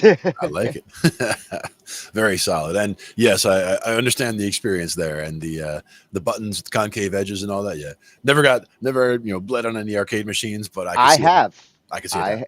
I have, Max. I have left blood on game consoles. Blisters playing for so long that like. As far as the durability of the arcade machines, the track and field is the one that I saw take the most punishment because people would just whack the heck out of that machine trying to run fast. Yeah, that really tested buttons. The ball, it was like you're trying to crazy. Yeah, see, it was the left right when they were Parables like or whatever, racing, and then you had to do the jump. So it was like two buttons and then jump. I should be a good drummer. Exactly, timing is everything. Very cool, Maximilian. Yes, awesome channel. As far as controllers go, I like his advice. It was balanced. He's not wrong that a lot of people who prefer those stick approaches, I'm one of them. That's what I grew up on. I never got into the consoles. I got out of video games in the 90s, and that's where the games were getting designed for the pads. Yeah. Well, one of the points about that is not only the distance that needs to be moved, but with it being a D-pad, left is just left, right is just right, up is just up, down is just down. With the stick, there's a little bit, like you're not always, if you're trying to go left on a stick, you're not going to always get it just left all the time. You're going to go left and a little up, left and a little down. And if you're doing left and a little down, you're doing a defense move. You're going left and a little up, you're jumping backwards. Which can make sense in a fighting game, and that's probably why he prefers them in that situation. But that's one of those things where if you're trying to play on, a controller that has the D-pad, it's much easier to, like, you're trying to go left, go straight away from your opponent and do a defense thing. You don't end up crouching or jumping accidentally, where if you're trying to do it with a stick, you'll do a lot of that accidentally while you're trying to teach yourself to play on the stick, because of the fact that there is that diagonal aspect to what you're doing. And it could be why a lot of the modern console fighting games are pad, like you kind of need a pad for some of the modern console fighting. Yeah, for sure. And the buttons, lots of buttons. And one thing I noticed, when you're playing with a pad, it's thumb centric. Like your thumbs are doing all the heavy lifting in the front, while you've got your fingers in the back doing the back buttons. With the stick, he's right. You use your whole hand, especially with the multi buttons.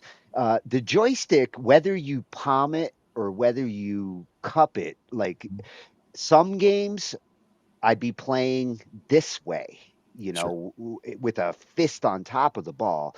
Other games, I'd be playing with my thumb index kind of controlling it. Sure. What about Golden Axe? What are you doing there? With the side kind of scrollers, I'd be doing this to go left and right. When you have to move around, when games that you're moving up, down, left, right, the top-down approach on the controller makes more sense. But if you're going left and right, you're pretty much controlling it like a hook. Sure. This way or that way. And that's how you get the blisters. You do that for 12 hours straight. It's like, damn, my thumb's about to fall off. You still had quarters left after 12 hours. Loaded for bear. Yeah, I didn't have to pay quarters when I got a console. True. But you had to stick with a console. That was different kind of controllers. Or like we were saying, the ColecoVision, stick on top, for example, different thing. You had to spend a lot more quarters to get the console. Yep. Long-term game commitment. Exactly. I've got this console. I'm gonna play it. And that Atari got its money's worth. Oh yeah, get your mileage out of those consoles back then for sure. So, at Maximilian_dude. Nice. I love the controller advice. He's going to be one of my senseis.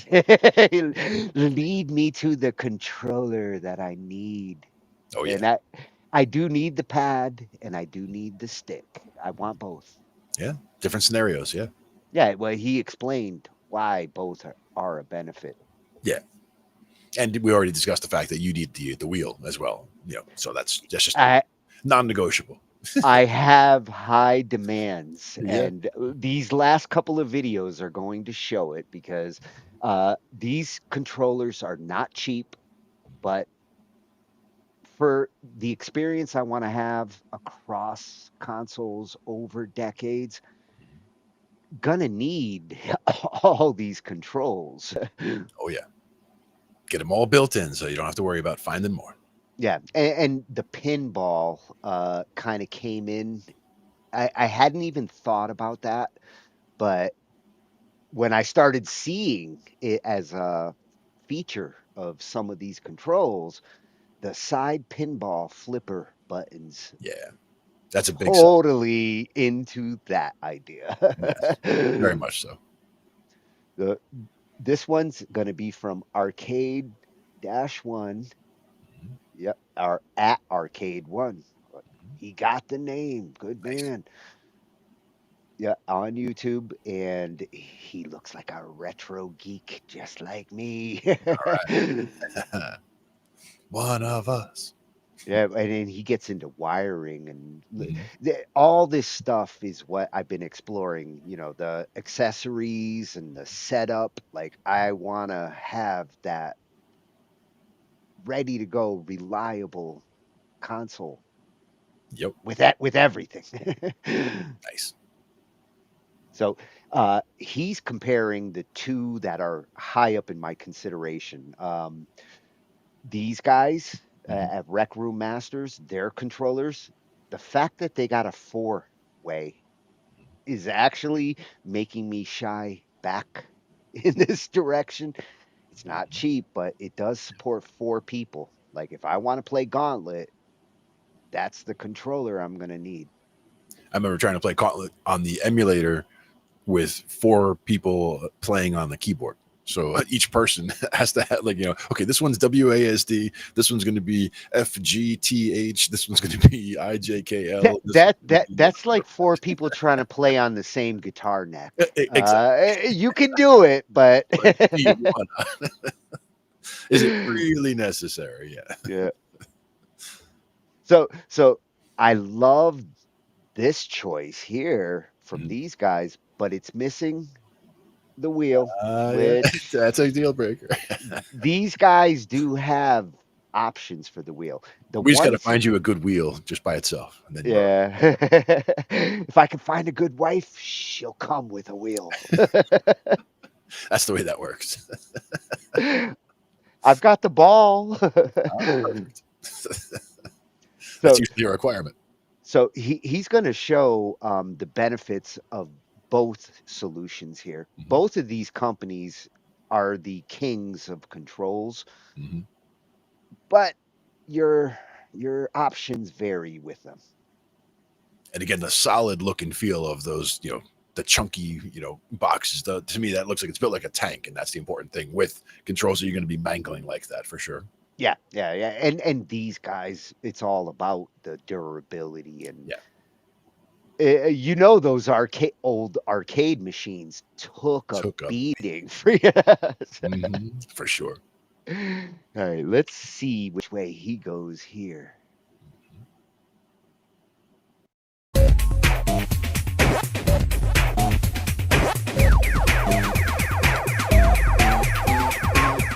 Hey, what's up guys? Today we're going to be taking a look at the Xtension Emulation Edition controller from Rec Room Masters, which you can see right here, and the X Arcade Tankstick from X Gaming, which is this one right here. So the build quality is excellent on both of these. The texture finish of the X Arcade is very nice, and the plexiglass on the Xtension controller is also very nice. And if you're gonna get custom artwork like this one has, it keeps it nice and protected so it doesn't fade out over time. If you were gonna get custom artwork on the X Arcade, you definitely wanna have it laminated so that it doesn't get faded while your hands are resting on it. What I will say about the Tankstick is that to me it feels like it was meant to be on a tabletop. The base looks a lot more finished and clean, whereas the Rec Room Masters Xtension, it's a little bit unfinished looking, and it does not include rubber feet like the Tankstick on the bottom of the base. As for button layout, you can see that they both have 8 buttons per player. However, on the Tankstick, I really only counted as 6 buttons because the bottom 2 of each player are used for admin buttons, like to go in and out of games and things like that.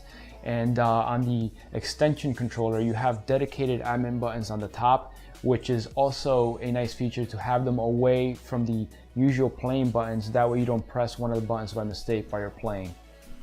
Now the X Arcade Tankstick has 2 cables that come out of the back. One is for the trackball and one is for the regular buttons.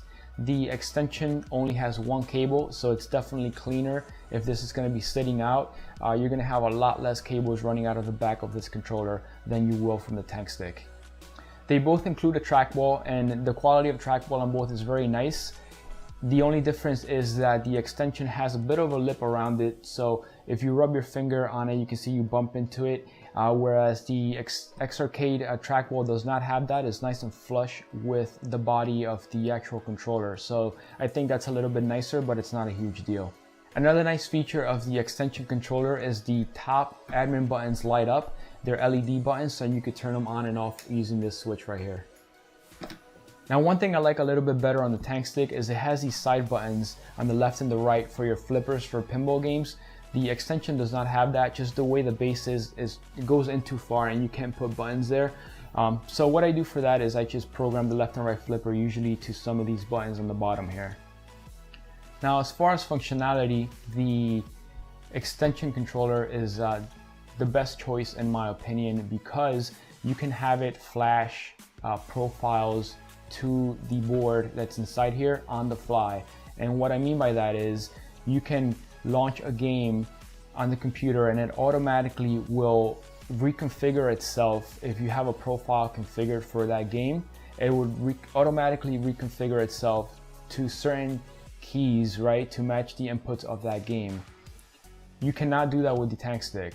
What you can do with the Tankstick is you can have different programming modes. In the back here you have a switch that allows you to have 3 different programming modes, and each programming mode could have, again, a set of inputs for certain games or certain systems, but you have to manually switch to that when you launch that system, whereas over here is automatic. And also you can only have, like I said, 3 modes that are programmable on the Tankstick.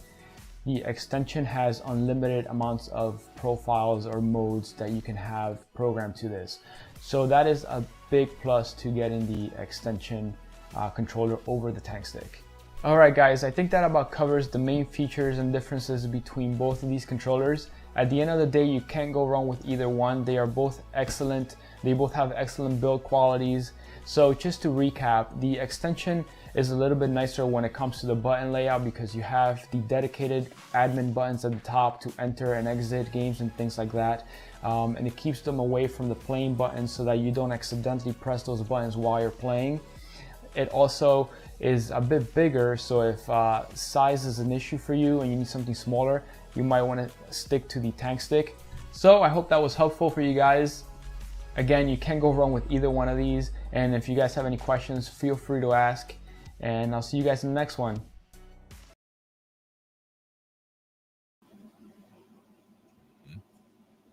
Oh, he.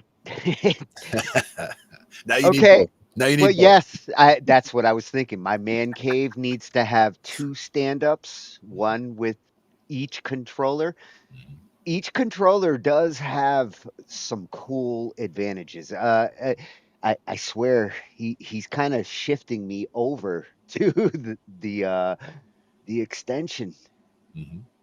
I will say that I really did like the build quality look on the, like, the feet and everything else with the Tankstick does look more solid, more put together, but you could probably adjust the other one to make it, you know, more solid like that, feeling more solid like that, because I don't want it sliding around on the tabletop, right? If it's Yeah, where I would incorporate this, because I thought about it a couple of ways. Like a stand-up, I do want to make a great stand. He wants that. It's mounted right in it, and it's not a problem. Yeah. But it's nice if you can also take the controller, go sit down in the chair on the giant screen and put it on your lap, or put it in front of you, and it's stable.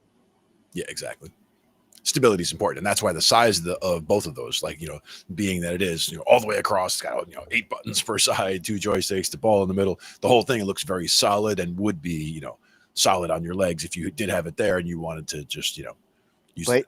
But you noticed it was missing some key things that, like, the wheel is such an important one.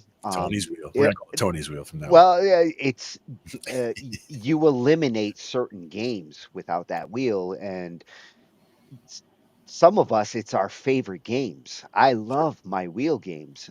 Now, to me, also, you're never going to find a wheel like the ones on the Tempest stand-up machine. Like if the X Arcade made one where it would be in the middle where that ball is, and it's because when you go to spin that wheel, like at the end of the level when you start zooming down, you spin that wheel. You're supposed to go around the whole thing. That wheel had to have the momentum when you spun it. For Tempest, yes. Yeah. Tempest had a weighted wheel, which was cool. It was like, wow, this really makes it feel realistic. That's what I'm saying. It's like if I was going to get a wheel controller at home, it would be something like that, where it's got that feel. That I would want that if I'm playing Tempest. If I'm playing Breakout, the Atari paddle It was good enough, yeah. If somebody has like a Atari paddles with USB, hook a brother up. Matter of fact, it wouldn't surprise me to see that as one of the type of things they would have in those all-in-one units, but like where they had the Atari controller stick. But there's only so many games that use the paddle, so I don't know if they would have a whole set of paddle games that are just inside the paddles. I have the paddle games. Yeah. I need the paddle. Right. USB paddle, old school Atari, great controller. Ahead of its time. I'll tell you what, you could probably find some kind of an audio controller where it's just a volume. I thought of that. If I use my Oxygen little MIDI controller, I could use the wheel on it, but I'd probably wear it out playing something like Tempest. It'd be worth investigating, though, right? Any controller options, I'm on the hunt, and that was an awesome comparison.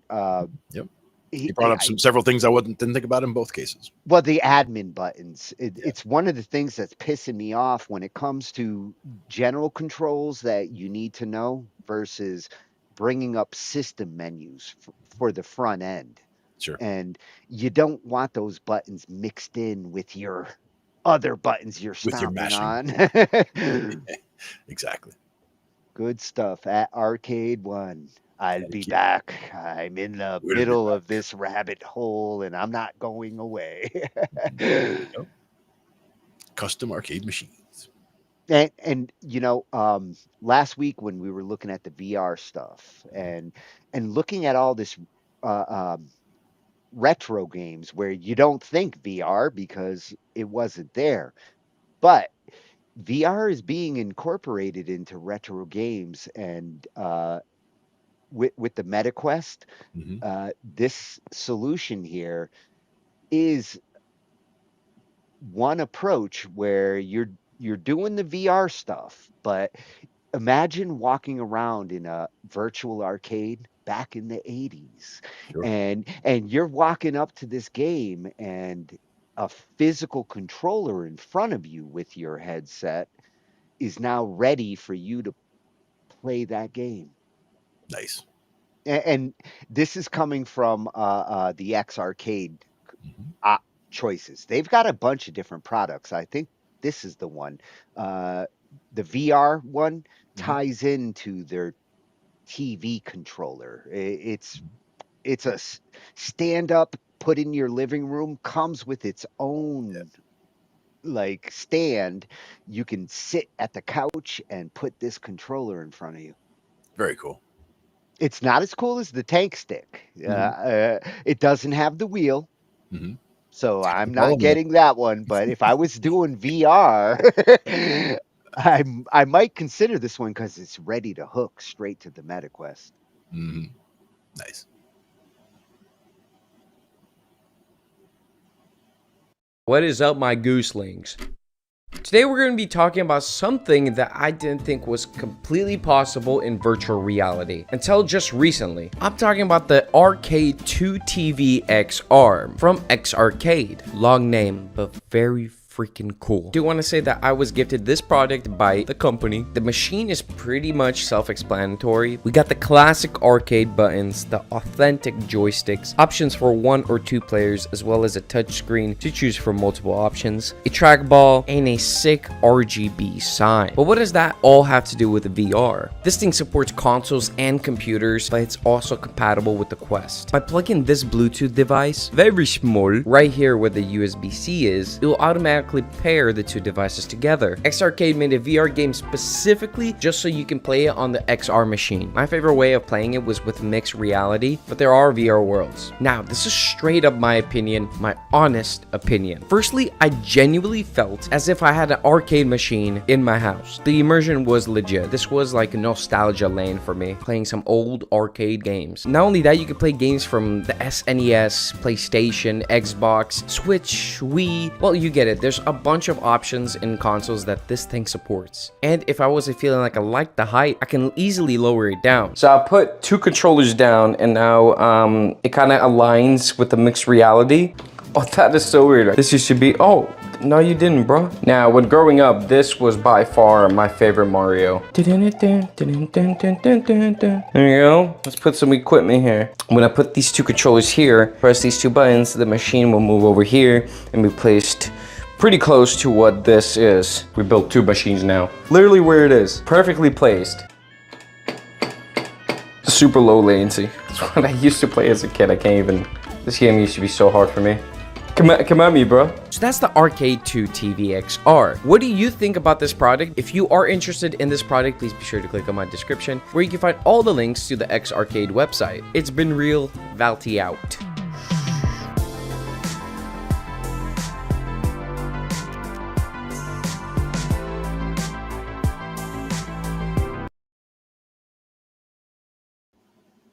Oh, Valty is Come at me, bro. cool. Come at me, bro.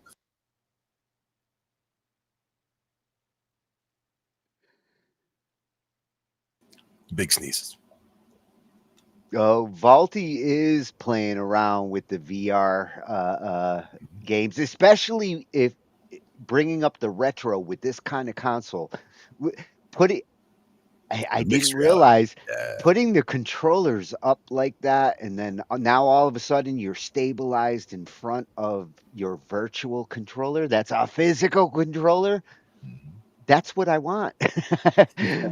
Sold. Well, yes, because the goggles let you see the game screen on top of like what you're playing.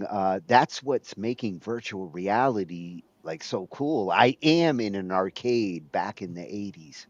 Yep. Very cool. Mixed reality stuff. Yeah, a lot of what makes these retro games and the ability to play them now is it's like the sense of smell. You know how it's so powerful that like grandma's cookies. I'm 10 years old again.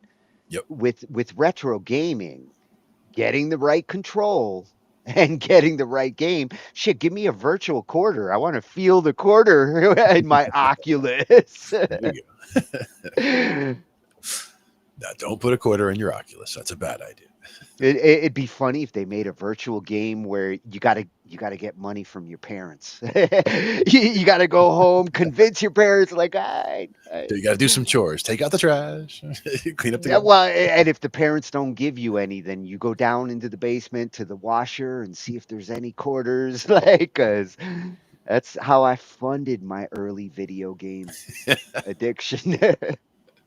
Nice. It's the way to do it. So if I do manage to get one of those MetaQuests or Cole, I'll get Cole to go down this rabbit hole. There you go. The controllers. Yep, that was at Vaulty VR. Yep. Definitely having fun with his MetaQuest. Definitely. Come at me, bro. Now for this is the one because I'm getting this controller no matter what. Yeah, he helped to convince me that I might want multiple ones for different rooms, but this one has the wheel. Nice. And the type of wheel that you can play the classics with. So more of a breakout style, not as much of a Tempest style, right? As far as the momentum. Well, it does have it looks weightier like the Tempest. I'm assuming it's plastic. The thing with the Tempest one, there was metal to it. That's why it was heavy. Yeah.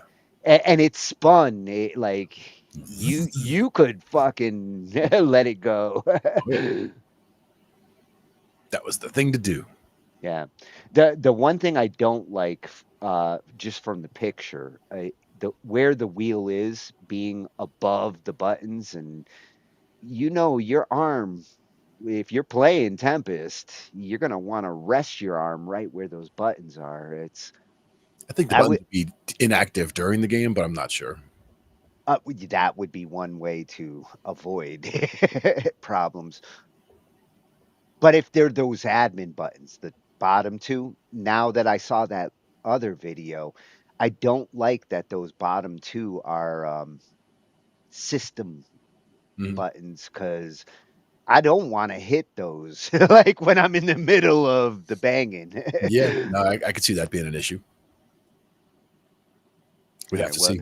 Maybe you'd have it where, you have the admin buttons only active on the player 2 side while you're playing on the player 1 side, for example, so that, they're inactive, but you can get to the controls you need to over there. Yeah, it's kind of like the master, the control 1 always had the control in the early days.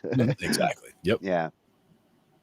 Same Let's see what this bad boy does, because probably going to be buying one in the next couple months. Do it. Welcome back to the channel, guys. Tonight I got a special treat for you. We got the Xarcade Tankstick Max. And I want to show you what it's all about. I'm going to do an unboxing, do a gameplay, let you check out some of the new features. I'm really excited to see what this new thing can do. Let's dive into it.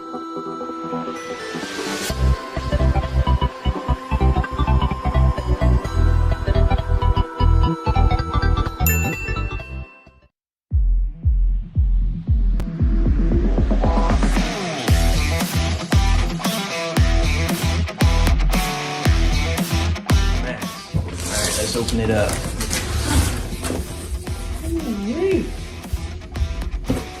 Alright.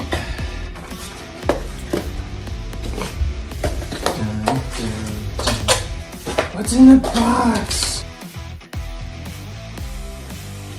Alright, so what's included? So far we have, let's see, which one is this one?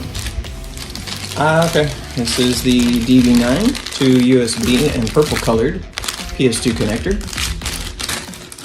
Okay, what else? We have a DB9 to DB9, looks like serial extender here. Very cool.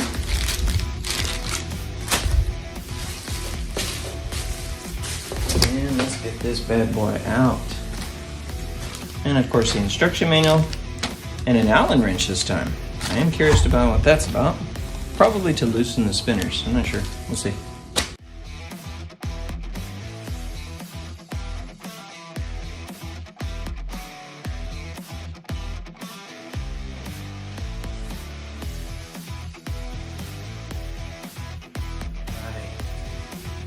So, how does it feel? Feels the same. Very fast. Oh yeah, that is nice. Still comes with a standard 6-button layout with the 2 additional buttons on the 3rd row. There is a new power LED light button here, which we're going to read about in a minute. And now, of course, the new spinners. Ooh, that is, wow. I mean, look at that. They just keep going. That is cool. A lot of games actually use spinners, and this is really cool that they're bringing these out. And a lot of people have had to add these as aftermarket. So the Xarcade guys decided, hey, we're gonna come out with the Max, and we're gonna add spinners for you. That is really cool. So this opens up the doors for a lot of different games to play that you couldn't play before. Like I said, Tempest is a really good one, Arkanoid, there's a bunch. There's that one for the Atari one, I can't think of it right now. It's Warlord, I think. That one's a 4-player one. So if you have 2 tank sticks, you could probably do this. My first question is, does the spinner come off of the trackball USB, or does it come off of the joystick USB? That's my question.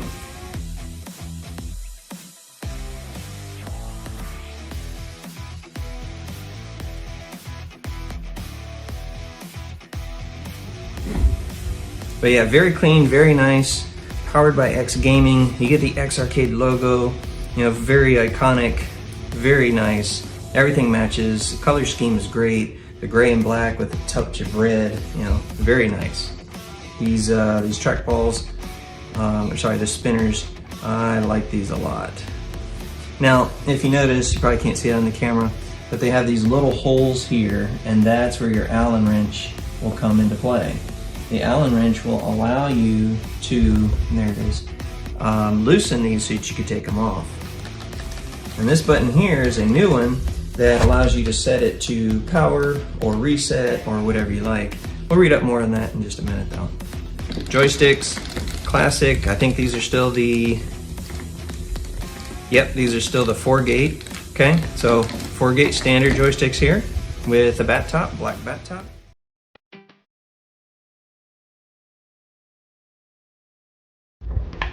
Alright, now on the back of the controller, we'll start from my right to left. We have the input, which is where you're going to plug in your other cable here. Oops, got that one. This one here, and this will allow you to hook up on the other end either PS2 or USB into. Alright, the other thing that you'll notice is that on the Tankstick now there are 4 positions, and these are for the modes. So you have the keyboard mode, programmable mode, X input, and then direct input. So all the new Tanksticks come with the zero lag tri-mode board. Very cool. So it allows you to use keyboard mode or X input or direct input. So you can play this on your PC. I've even played it on my Switch. It allows you to be compatible with just about anything with those different modes. And then this is actually called your horizontal disabler. So what that does is when you're playing trackball games, if you hold it and you spin the trackball, if you go off a little bit to the right or a little bit to the left as you're doing it, if you're holding this button, it only counts the Y-axis, not the X. So it won't even read it. Pretty cool. Really good for golf games. And of course, this one is your trackball USB and PS2 connection. Should be for it. They used to be for the programming.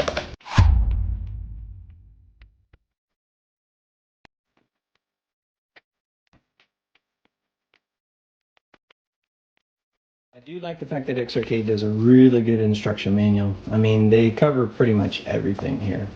So they give you what's included in the kit, which I showed you, of course. You know, how to connect it, what all the different buttons are, horizontal disabler, programming, the Xarcade Tankstick features, of course. You know, it's not listed on here, guys, is the spinner. So I think you put the old, you know, instruction manual in there, but I forgive you. You guys are still great. And on the next page, it talks about the operation of how to set it up to a computer, using the horizontal disabler, of course, how to run this with emulators, setting up with main, using it with main, you know, the button layout here with choosing a game, exiting a game. They even have a link for free games on their website there. If you want to actually program the Xarcade, it'll tell you how to do that. You will need a PS2 keyboard when you do that, and they give you instructions on how to do that. If you do want to connect these up to a console, I have the adapters to hook it up to my Wii, but you can hook these up to, I think it's PS2, of course, Xbox, the Wii, Dreamcast, PlayStation 1. I might be missing a couple, guys. But go to the website and they'll tell you exactly which ones they have adapters for. And then operation of the game consoles, even digital and analog controls, you can set this up so that you can use the 2 joysticks, you know, as your dual sticks, which is very cool. I like that. And then when you do hook it up to a console, PlayStation 1 and 2, oh yeah, GameCube, Xbox, Dreamcast, it gives you the button layouts for that console. Then on the very back, you have the trackball and how to set it up. It's pretty much standard. It's a USB cable, and if you want to use a mouse to console adapter, you can do that and purchase that on their website as well.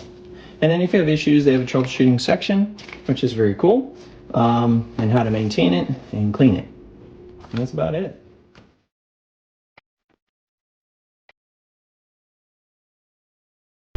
Alright, welcome to the game room. You can't really see me, but that's okay.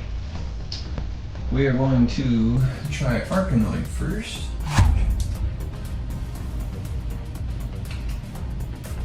This button is actually mouse button 3. So with mouse button 3, you can set this up however you want. Nice.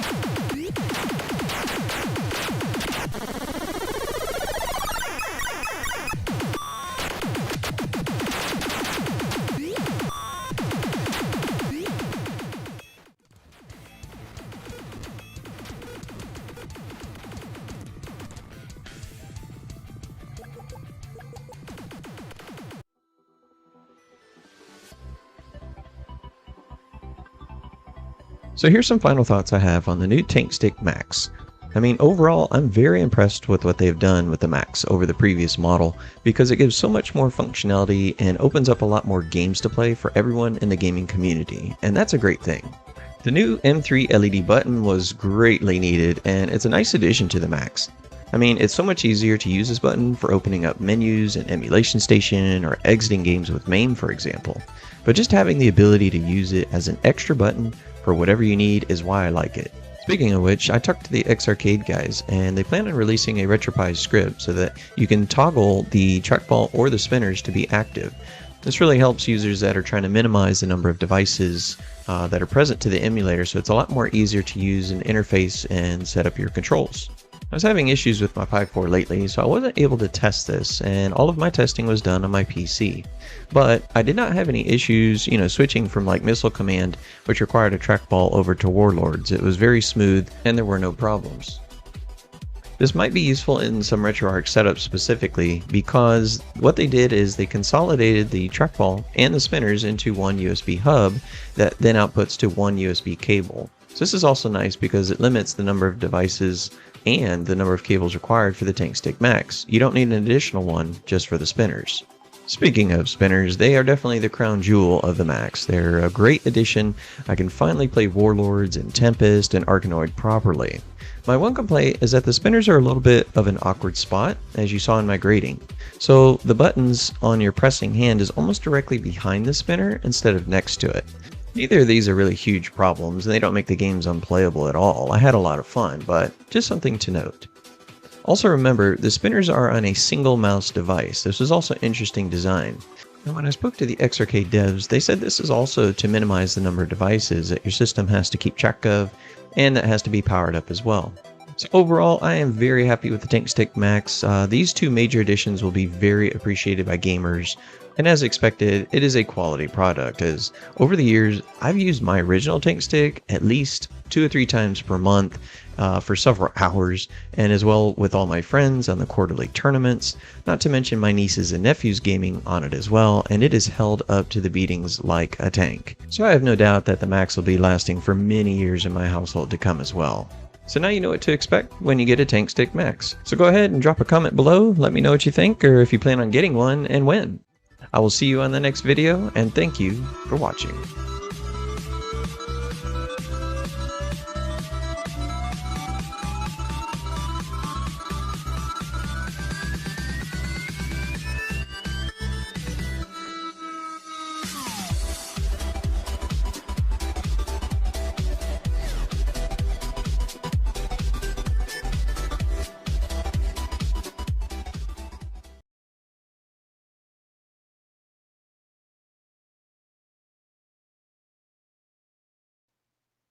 Oh, that was Robotron, right? I think so. Yeah. We were saying Robotron, Berserk. There were a couple different ones that were like that, but I love those for sure. And I was thinking Karate Champ was the other one, the 2-stick game that I was thinking about.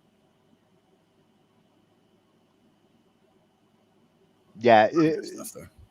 the Berserk, I think that I was, because Robotron and Berserk both came out around the same time, had that like dual joystick aiming.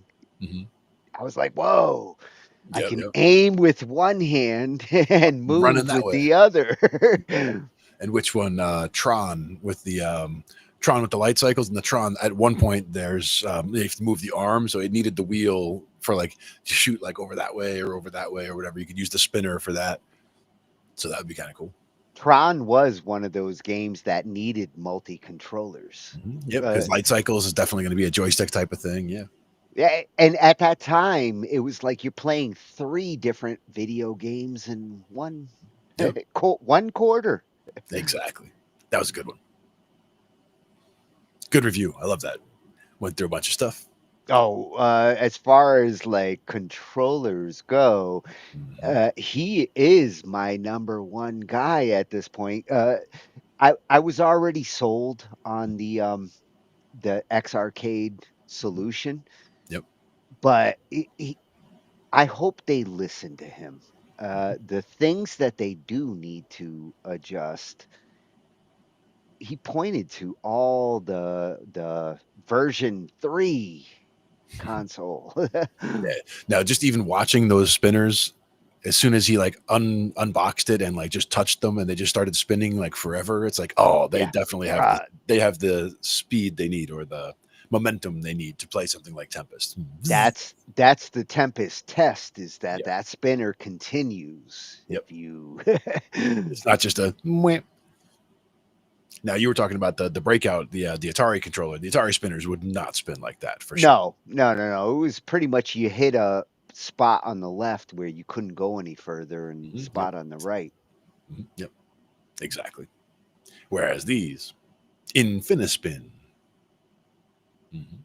And I feel like the two competitors here are going to be watching each other's like products and keeping each other competitive. The X Arcade incorporating the spinners, that's what the Pro Max, this new controller, $299 to $500 depending where you look. Those spinners aren't cheap. Yeah.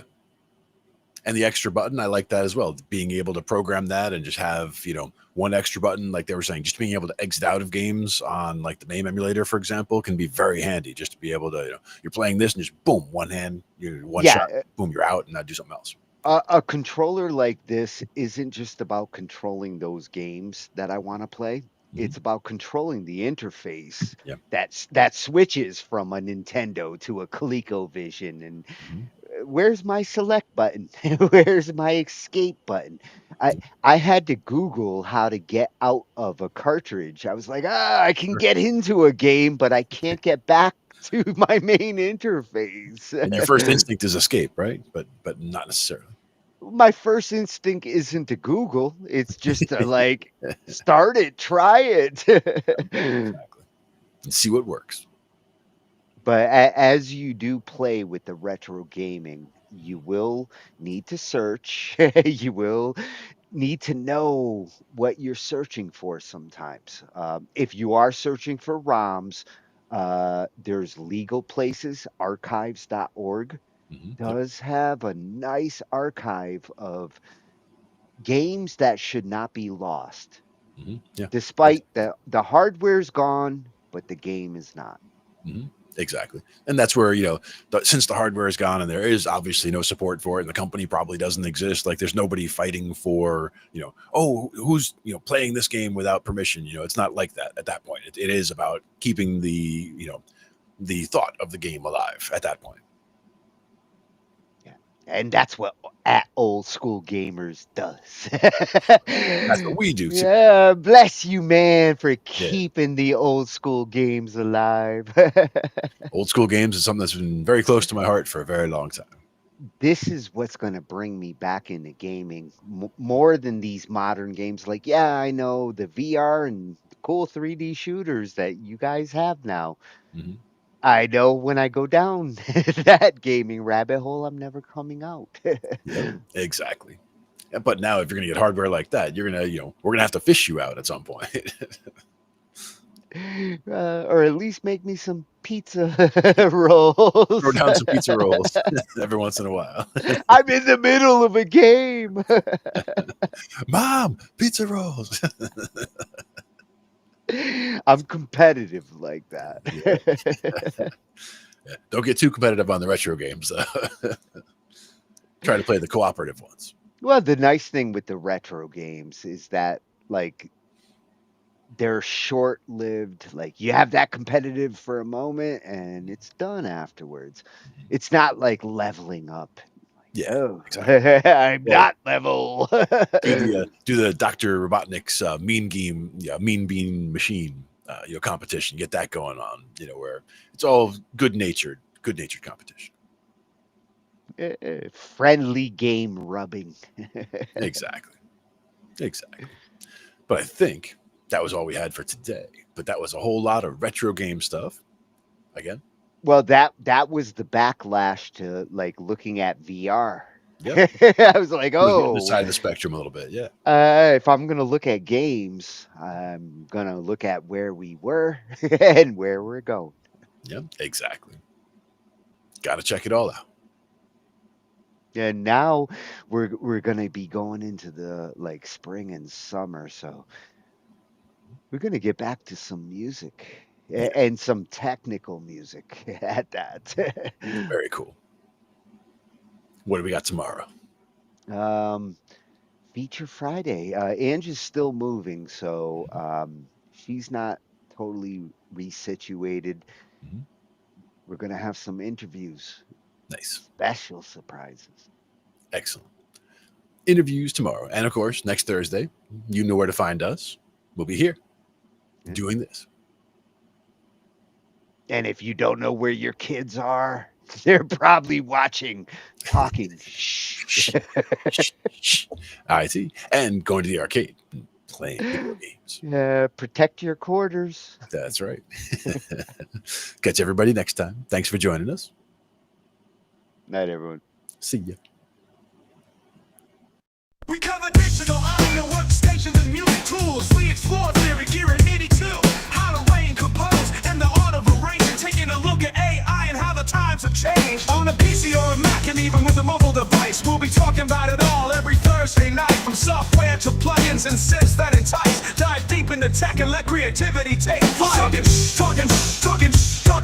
IT. We're talking IT. Come and join in and have some fun. It's highly educational with a lot to learn. From bedroom producers to seasoned pros, we're breaking it down so knowledge grows. Whether you're a DJ or a beat making wizard, we got the tips and tricks to make your sound sizzle. Mixing and mastering, that's our jam. With the tutorials and tips on how much RAM. Get the best quality from your setup and gear. Tune in every week and lend us your ear. We're talking IT. Come and join in and have some fun. It's highly educational with a lot to learn. We're talking